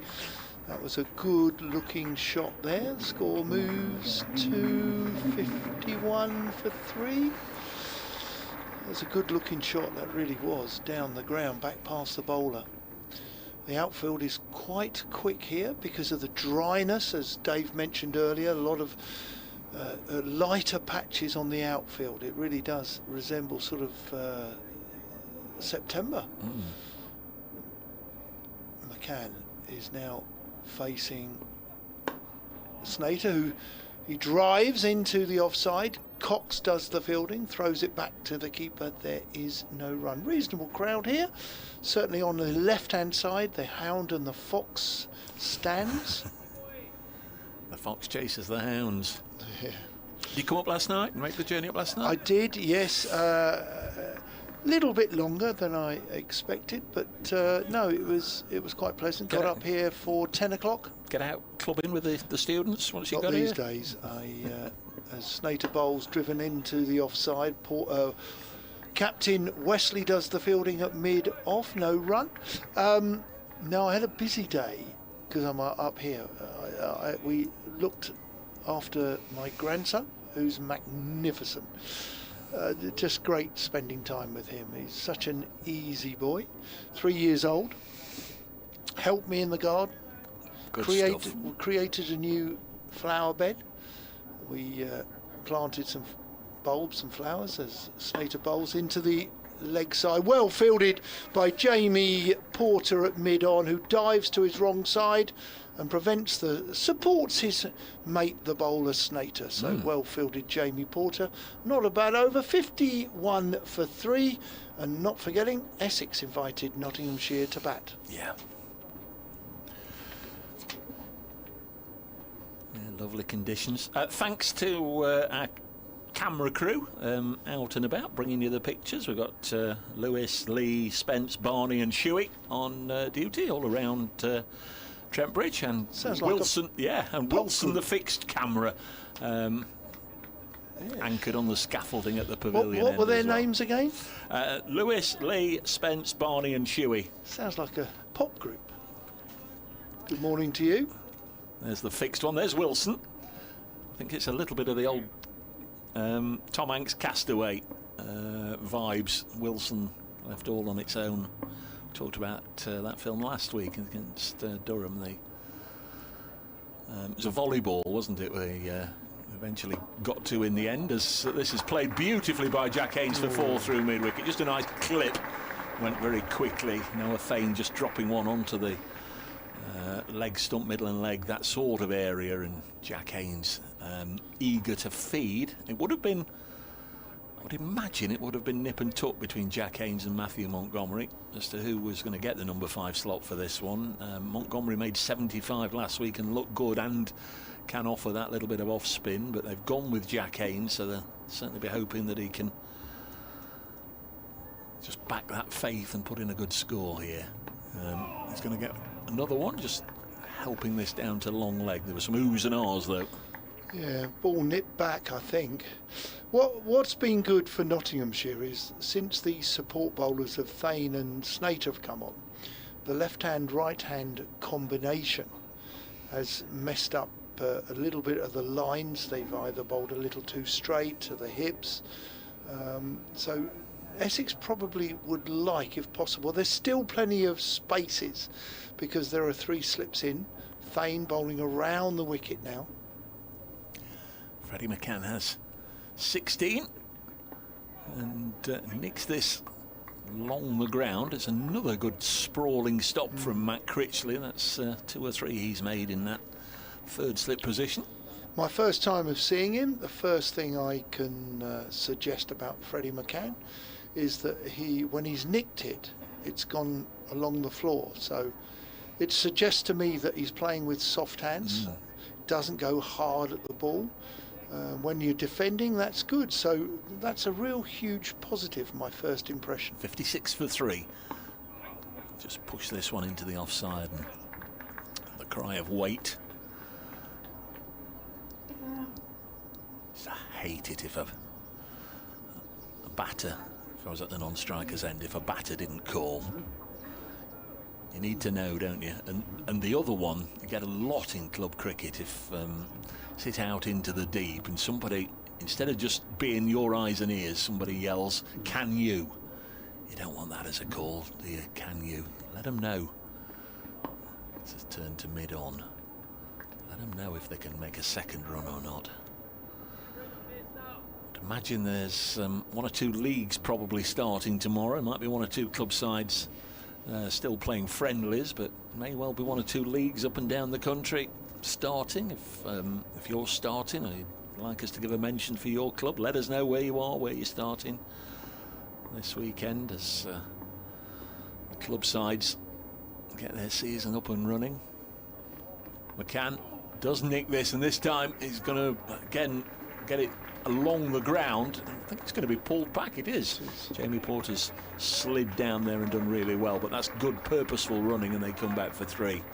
So Freddie McCann up to 19, and this pairing have added 34 so far. There was just 1 on the board when Ben Slater fell, just 4 on the board when Asiba Mead went, and it was 27 for 3 when Joe Clark was dismissed for 16. 2 wickets to Porter and 1 to Sam Cook. Thane bowls now and played to mid-on, no run. So Noah Fain, 3 overs, none for 21. In fact, that's a no ball. It's a no ball, so he's not got out of the over yet. There's 2 more runs to the total, and another ball will have to be bowled. None for 23 with yet 1 ball left. And Shane Snater, 2 overs, none for 8. Thane is a learning bowler, didn't bowl a lot in his younger days, developing as a medium pacer. Comes in now, bowls, and inside edge onto the back pad of Jack Haynes. It runs into the slip cordon. End of the over, 63 for 3 after 18 overs on BBC Essex, BBC Radio Nottingham, and all the other usual places you can find us. There are pictures available on Trent Bridge Live, and I think you can ask your smart speaker now to find it. Please play Notts versus Essex Day 1. I think that should do the job on your smart speaker. 63 for 3 as some more aeroplane vapour trails just waft high over the ground. Snater to continue. So we've had a few more emails and tweets in, and I'll come to those in a minute. Snater on his way in, away from us, bowls a little too straight, forced into the leg side, finds the fielder, no run. Michael Douglas Biswell often contributes to us. Fine start by Essex. Earlier you said Essex require a fast bowler. Essex have Jamal Richards, who offers something different from fast medium. Would the counties accept the T20 competition as an evening floodlit game, making time available for the longer game? So would the counties accept less T20? Interesting one, as Snater on his way in, round the wicket, opens the face, runs it down smartly. Does Freddie McCann looking for 2? He calls his partner and says no, we're not coming. So good cricket there from Essex, and indeed Freddie McCann, who moves to 20. The thing about Essex, they've lost their overseas player. They will be desperate for a fast bowler to come, and I think there could be issues with visas as well these days. It's not easy just attracting an overseas pro, but I think Silvers does have somebody in mind. Snater over the wicket, and there's a genuine player miss from Jack Haynes. Good delivery. Snater looks slightly despondent that he didn't get an edge on that. Good delivery, playing a miss. Score 64 for 3. So Silverwood knows who he wants, and Essex are desperate for a bowler to add to their group. The thing about Jamal Richards, Michael, is that I think he's coming back from a hot spot or possibly a stress fracture, so he's on his way back, but you can't rush him. But he is a decent bowler who can swing the ball at a decent pace, as this time Snater bowls, played into the offside, finds the fielder at cover. There is no run. I did say when he started his innings, by the way, that Jack Haynes required 10 for 3,000 runs in first-class cricket. Well, he's gone past that. He's on 17. We read out John Starbuck's email earlier, and he's come back to us actually, Dave, which is great. So he's listening, and he heard what we were talking about. And after this ball, perhaps if I read it, you could suggest what the challenges are. As Snater on his way in, he bowls, and this is played into the offside for a dot ball. Good cricket all round, but no run. Thanks for reading out the email, much appreciated. As for the cricket overload possibility, I agree that the Championship is the golden domestic game, but I also wonder why we don't expand it for teams like, if for instance Staffordshire and Lincolnshire were brought into the second division. We'd have a 10-10 division, which is a lot easier, convenient and neater. As Snater's in, this is forced off the back foot. Probably one of the few balls this morning that had a bit of width, a capital W on it, and it's been escorted to the boundary. Good looking shot there to the short boundary. Score moves to 60, is that 68 for 3? Yeah. So what's your thoughts, Dave, about Staffordshire and Lincolnshire? Bearing in mind we've had one in 100 years. Durham joined us. When did Glamorgan join? Was that the late 20s? Gosh, yeah, I think I wasn't around. Were you around? I wasn't. No, I was just thinking the 20s. Yeah, Staffordshire, Lincolnshire, and then people will from the southwest will suddenly say, well, what about Devon and Cornwall? Because we're stronger than those, and we deserve first-class cricket. And at various times, various periods over the last 100 years, there's various counties, minor counties as they were called, national counties. We've got the title now as Thane bowls and McCann defends. They've been particularly strong. Buckinghamshire, Hertfordshire as well. Good strong cricketing counties. Dorset for a while as well. So it's all very well saying, well, at the moment, I think it would be fair to say, I mean, the money from the 100 sales is not going to come in for a year, but how many teams actually can survive by themselves? Just Surrey. Next one's turned up to mid-on, and there's no run. Without the, is it 4.8, 5.2 million pound that the ECB give each county, there are so many counties that without that funding that would hit the wall. So viably, financially, I don't think we could ever include other minor counties. No. It's simply impossible. It's a romantic, lovely, it would be lovely if it could, but it simply can't, the likes of Norfolk and Suffolk. Of course, yeah. Another nick by McCann, played with those soft hands, another chase for Jamie Porter, and it'll be two more running down towards the big screen to our left. 70 for 3 is the score. McCann moves on to 22.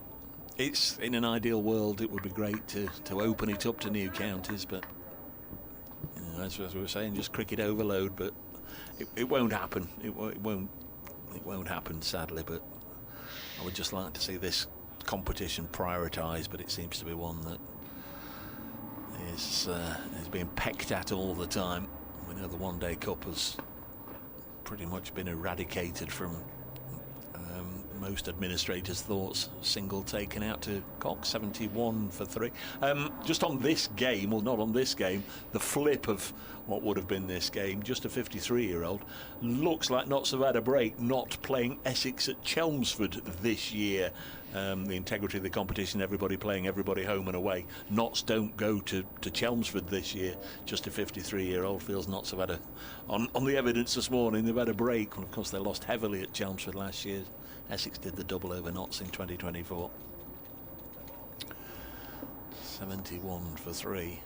Really depends who you play and who you don't play, as this is steered into the offside and there's no run. I mean, last year those that played, for example, Surrey twice, were at a disadvantage from those that didn't. Which does mean that the 10 matches, if you had 3 divisions of 6, and I'm not promoting a 3rd division, I'm promoting a Premier League of 6, top division, as Thane on his way in with 3 slips. Thane's to the crease, bowls, played off the back foot, back to the bowler, there is no run. Division 2 would have Division 2A, Division 2B, and Division 2A and B would have 6 teams in it, and then you would also have a that keeps it symmetrical, where everyone plays everyone, and that then. How about simplifying it with a Division 1 and a Division 2? But we struggle to get the amount of cricket in the schedule, and remembering, as this gentleman just wrote in about the minor counties, rightly or wrongly, the white ball pays for the red ball, doesn't it?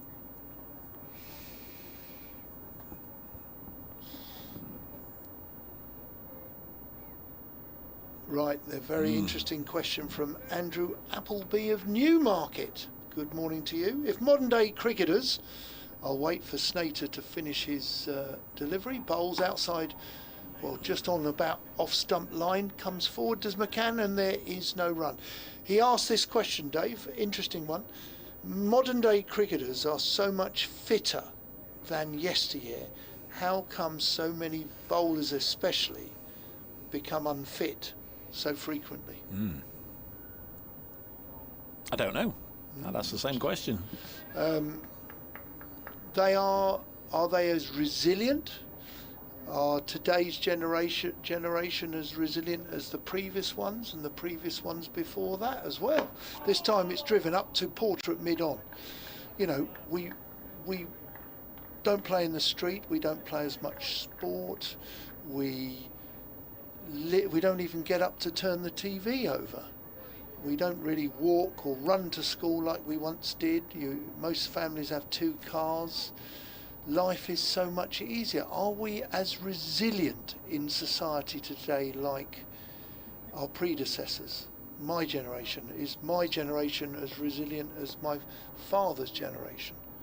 Snater comes in, bowls. This is nice and straight, driven up to Porter again, where there is no run. Good cricket, good shot, but alas, no run.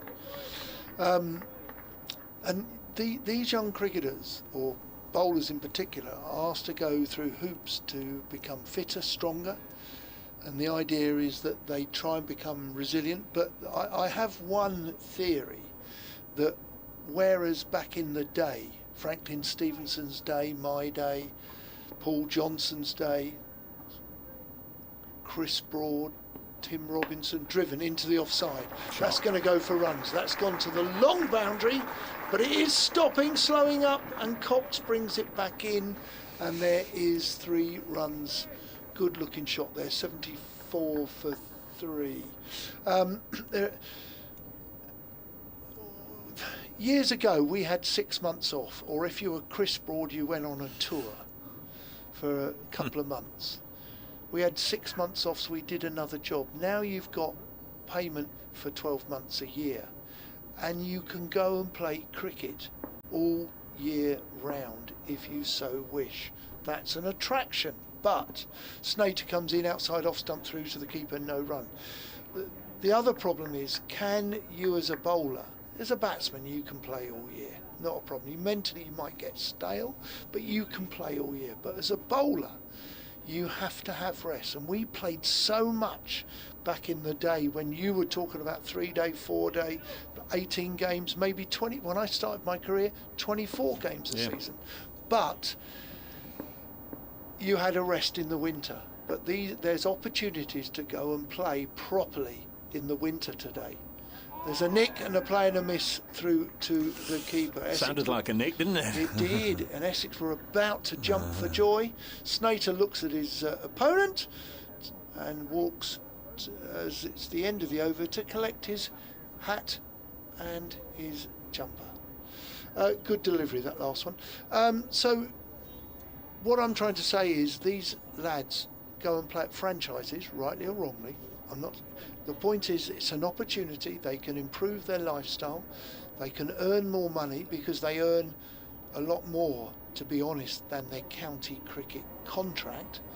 So they disappear, but then the focus comes, is the county championship all important to them?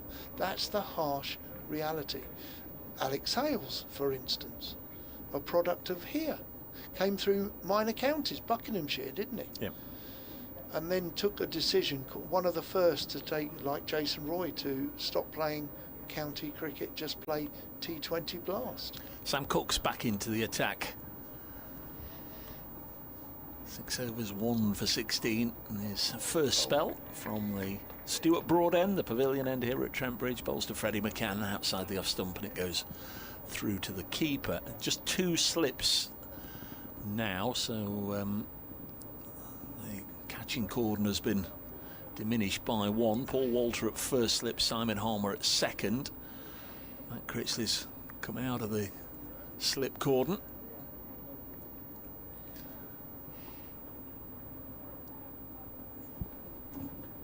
Cooking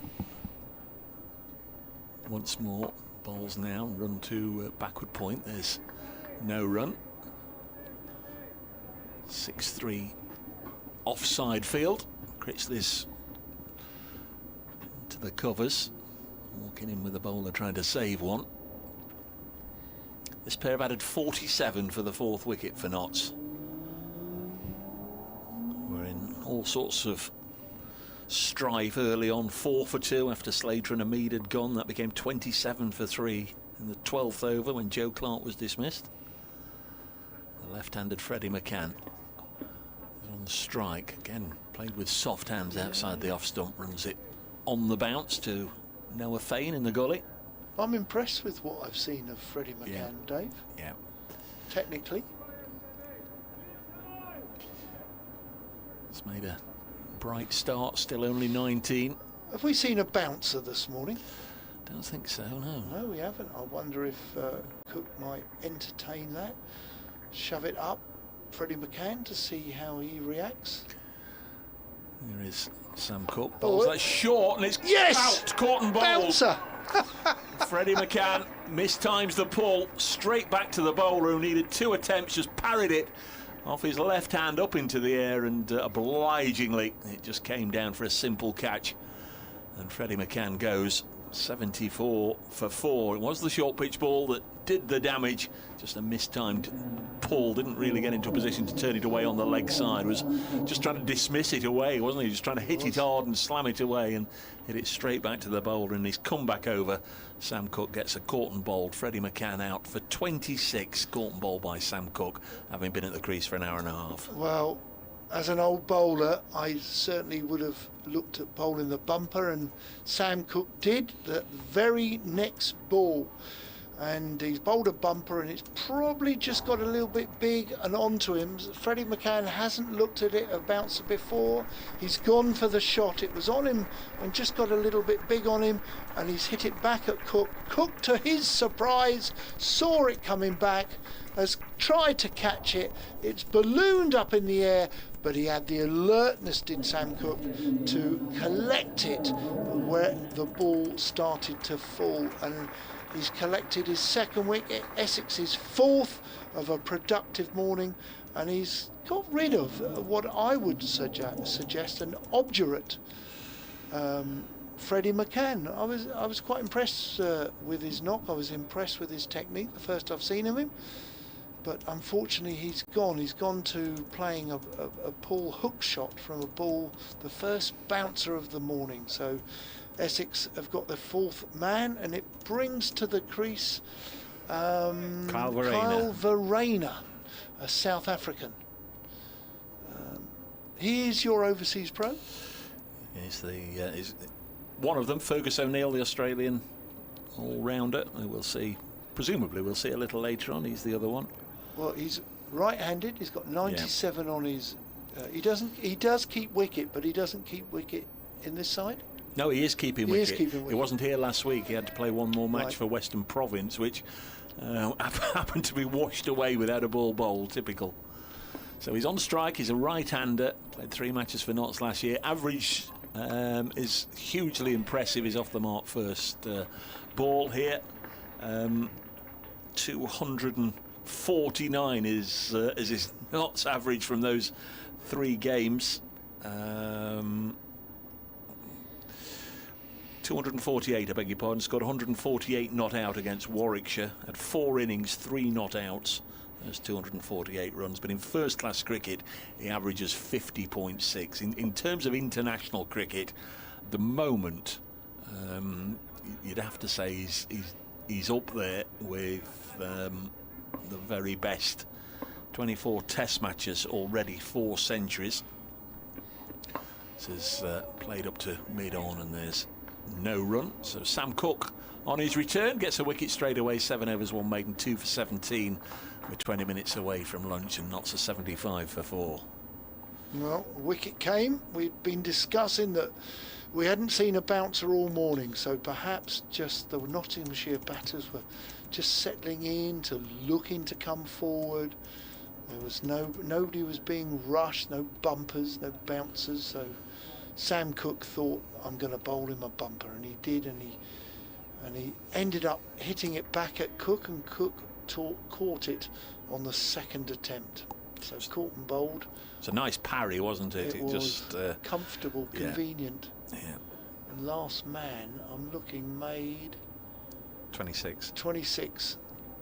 He played well for that 26, but unfortunately you get out as Snater starts his new over. This is played off the back foot into the covers where there is no run. 2 slips in the gully are employed now, and I think Porter's going to be looking at maybe a spell before lunch as well. Where's the clock these days? Well. Ooh. I mean, the best one is the bottom left of the Batman board. There's a digital 12:42. Obviously, we can't see the one on top of the pavilion, and from where we are, we can't see the one above us. Yeah, the pavilion is in scaffolding, really, as this is a little too straight clipped. Verena takes another single, shuffling the ball into the leg side. It was bowled slightly too straight. One more run, 76 for 4. This time is 12:43. So Porter might have another little spell, probably from this end, the Radcliffe Road end, and maybe will Captain Wesley invite Harmer to have an over or two. Maybe. We shall see. Yeah. Fane was 4 overs, none for 26. He's in. Bowls outside off stump through to the keeper. Good carry again from the Radcliffe Road end. Certainly if I had a choice of ends, I'd be looking at this Radcliffe Road end. I think it's just a little bit more bounce, maybe fraction quicker on a length, but yeah. What were you trying to do then? Did you nip one back or nip one away? I try and swing the ball away, but if I hit the seam, more often than not, it would come back. So away swing would be my proposed desire, as Snater bowls a good looking delivery. Again hits high on the splice, played into the offside, no run.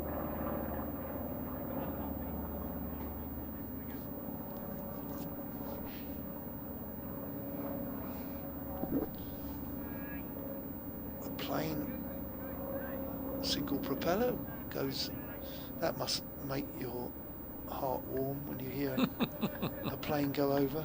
Dave Bracegirdle, formerly of the RAF. Not really. They didn't have the single propellers as their frontline aircraft when I was in. Of course, your view away to the right towards East Midlands Airport is now obscured since the building of the Dave Bracegirdle residential care home. Snater has been Gully's moved into mid-wicket, but this has gone past that man at mid-wicket where it's going to run away, and it's well fielded by Cox on the long boundary at deep mid-wicket in front of the huge hover cover where they take, is it 2 or 3 then? Just 2. Haynes was on strike, wasn't it? It was a good throw. Yep, for a keeper. Yeah. Yeah, Jordan Cox can keep. Former Kent man. Well, he would have made his England debut in the winter, wouldn't he? Poor fella, as Snater bowls this. Nick, and he's going to have to go. The umpire signals it's out, and Haynes has to go. What a cracking wicket for Essex to get at 1:45, quarter of an hour before lunch. A little nick as he's come forward. The ball must have just gone away slightly or nipped away, and Jack Haynes has nicked it. He made 23. Caught Pepper, bowled Snater, and he was out there just under the hour. So the fall of the wicket, the 5th wicket, and it really is Essex's morning. 78 for 5. Definitely. Good toss for Tom Wesley to win. Made the decision. Some at the time were suggesting it might be a little courageous, maybe even a little foolhardy on a nice warm sunny day to ask not to bat first, but you've got to get those 20 wickets to win a match, and the earlier you can start getting amongst them, sometimes the better. And he's read the conditions nicely here, put Notts into bat, and has picked up 5 wickets. Still 10 or 15 minutes to go until lunch as well, maybe to add to it. Here comes a fella who batted at 8 last week.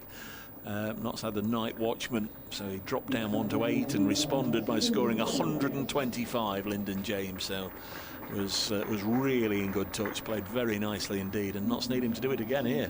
Become a decent all-rounder, Yeah, very hasn't much he? So, very much so. Yep, tallish man, marching to the crease. Number 8 on 8 or 9, 8 on his back, and he meets Verena. They tap gloves, slightly difference in height. Silverwood will be chuffed with his charges, and Wesley will be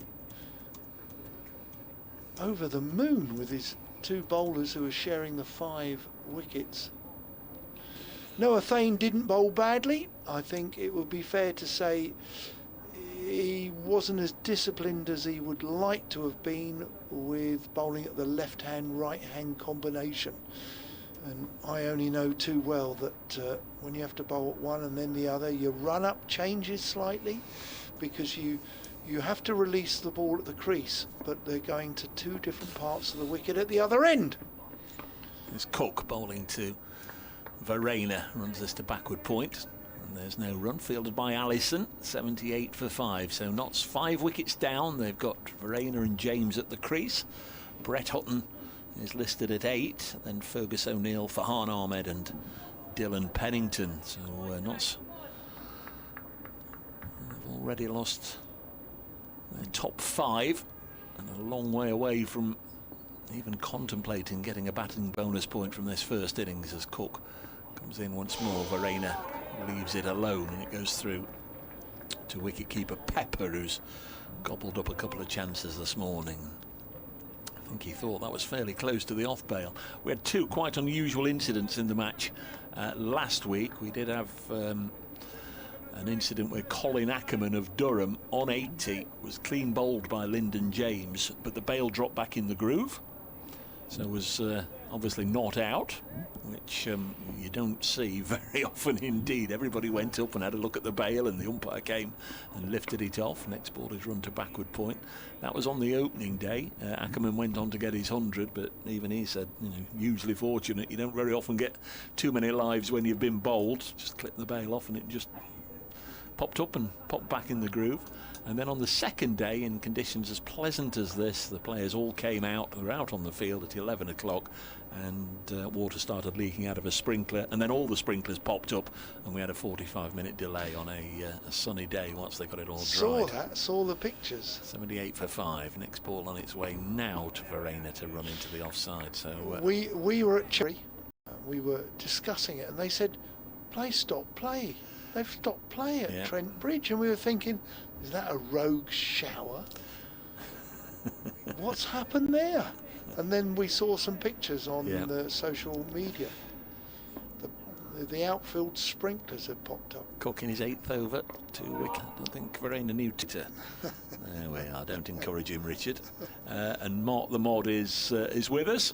Nice here, isn't it? He's come all the way up from Sevenoaks in Kent to be here. Shirt sleeve order, he says, inside the ground. 78 for 5. If you're listening inside the ground, or whether you're listening far and wide. No, there aren't any designated earphones or speakers or anything. This is pushed into the offside, but of course people can just plug their phones in and do what they need to do. 78 for 5 at the end of the 24th over. There are 9 minutes to go till lunch this morning. Notts have lost to Mead without scoring, Slated for 1, McCann 26, Clark 16 and Haynes for 23. You're listening to Dave Bracegirdle and Don Topley here at Trent Bridge for the day 1 of the Rothesay Division 1 encounter between Nottinghamshire, currently the table toppers in the championship, and they're playing Essex. Essex on their first away. You say you're at home for 4 of your first 5 games. That's correct. Hey, gosh. So you'll have a load of away games in due course. That's right.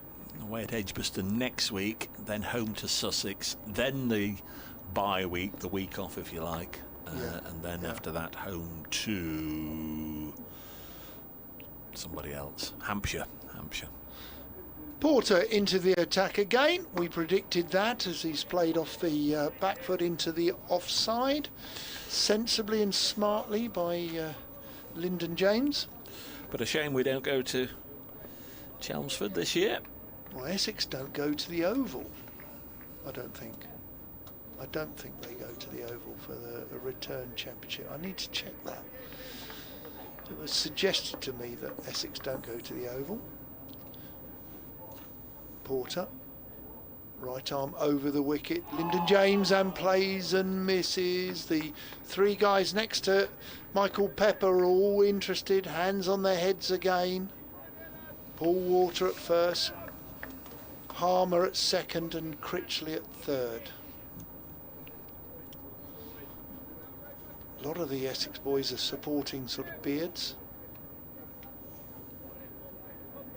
Porter, they're all saying well bowled Ports.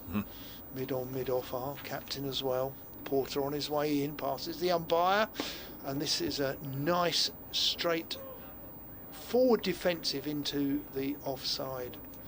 Tall man, Lyndon James, yeah? Yeah, 6'5" or some such. Signed a new contract yesterday, keeps him at the moment at Trent Bridge until the end of 2027, so that's effectively 3 seasons, 2025, 26 and 27. But you'd imagine he'll be here for a whole lot longer. Porter to Lyndon James, and this is driven powerfully to cover where there is no run. Steve Crawley on about the Jack Haynes dismissal. Massive shame that. Jack's drives were a thing of beauty today. He was looking set. This is one attack where you have to earn every run. And no Simon Harmer yet. Where's them sprinklers, he says. Thank you, Steve.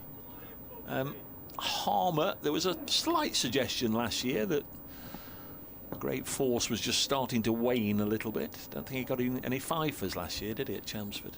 No. As another decent delivery from Porter, Lyndon James comes forward, negotiates into the offside low run.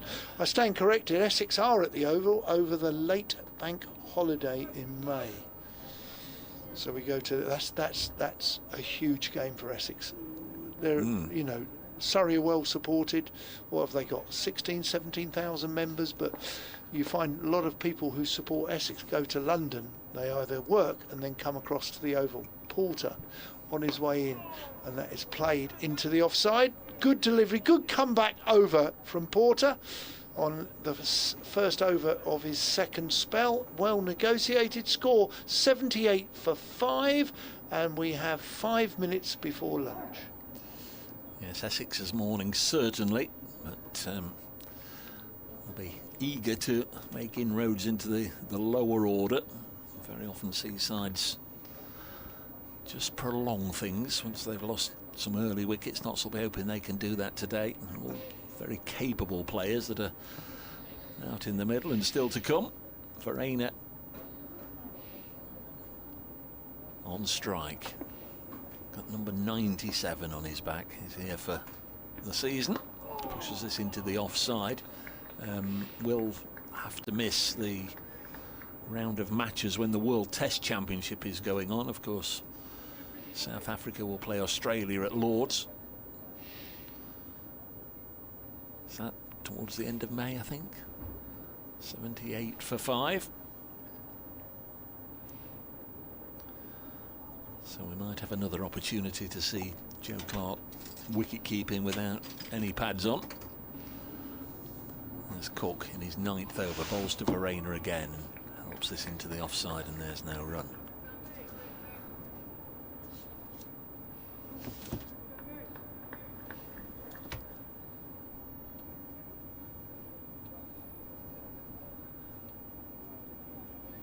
Verena's Western Province teammate, who he flew back across with, David Beddingham, is playing for Durham in this round of matches and is at the crease at the moment. 15 not out. Durham 101 for 2. They've lost Lees and Emilio Gay as this one jags back, and there's an LBW shout. That's an uncomfortable one for Carl Verena. Strikes him amidships. Durham 101 for 2 against Warwickshire in the northeast. Alex Lee's out for North. Emilio Gay, who got a pair here last week, out for 41. McKinney and Beddingham at the crease. Made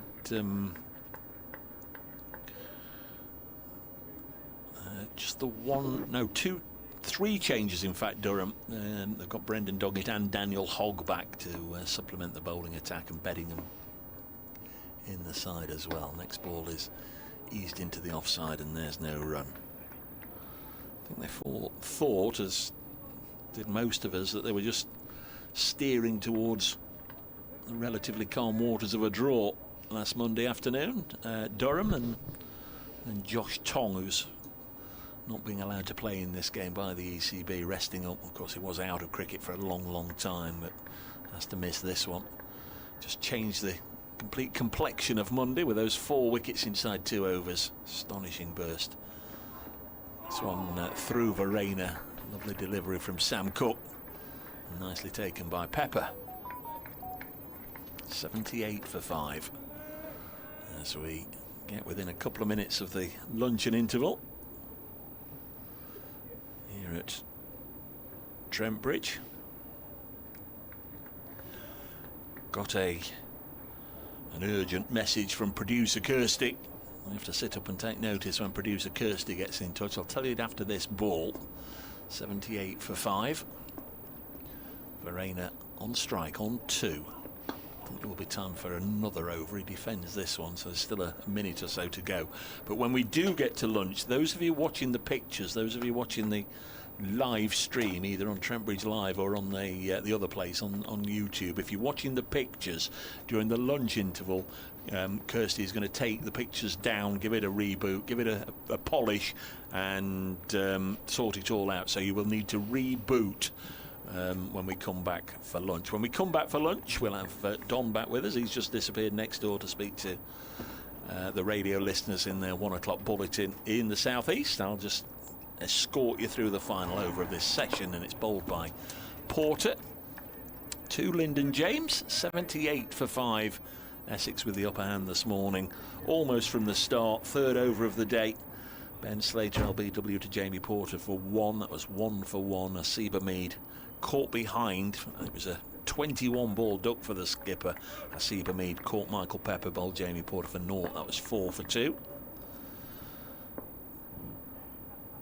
Porter now into his 9th over. 2 for 12 is figures, bowls, and Lyndon James defends. 3rd out was Joe Clark. He hit a 6 actually. He strode towards Porter and lifted him straight back over his head for 6 to move from 3 to 9. But having got to 16, he was giving out LBW to Sam Cook. There's enough pictures out there and stills of it. Make your own mind up. Was it clipping leg? Was it going down leg? But Clark was given out. LBW bowled Sam Cook for 16. That was 27 for 3. As Porter bowls again, worked up to Snater at mid-on, no run. 4th out was Freddie McCann. It was a shortish ball from Sam Cook, who came back for his 2nd spell. McCann went on the pull. Didn't really look to play it on the leg side, just looked to whack it back from whence it came, and that was his downfall, because bowler Cook was able to get both hands to it. It parried off his left hand straight up into the air and came down for a dolly caught and bowl in the end. So McCann out for 26, caught and bowled Cook. This is pushed up to mid-off by Lyndon James, who remains on 0. So when McCann was out, it was 74 for 4, and it became 78 for 5.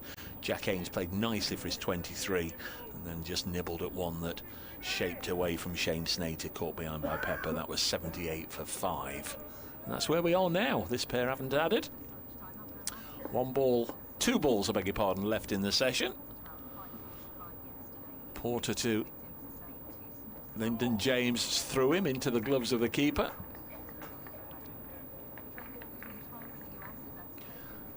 Will be just 27 overs in the session, but that's okay, because 5 wickets have gone down.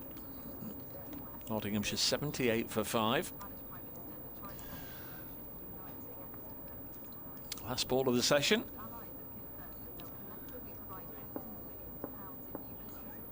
It's on its way now. Here comes Porter. A bit of a high kick as he sets off and rhythmically bowls. James squared up. Gets away with it, pushes it out onto the offside, and that will be lunch at Trent Bridge. 78 for 5 after 27 overs, very firmly Essex this morning. Kyle Verena is 2 not out. Lyndon James yet to score, Thanks very much for your company this morning. A reminder, if you're watching the pictures, it's going to be turned off at this end, so you'll have to do the same before we go back on air at just before 20 to 2. I hope you'll join us then.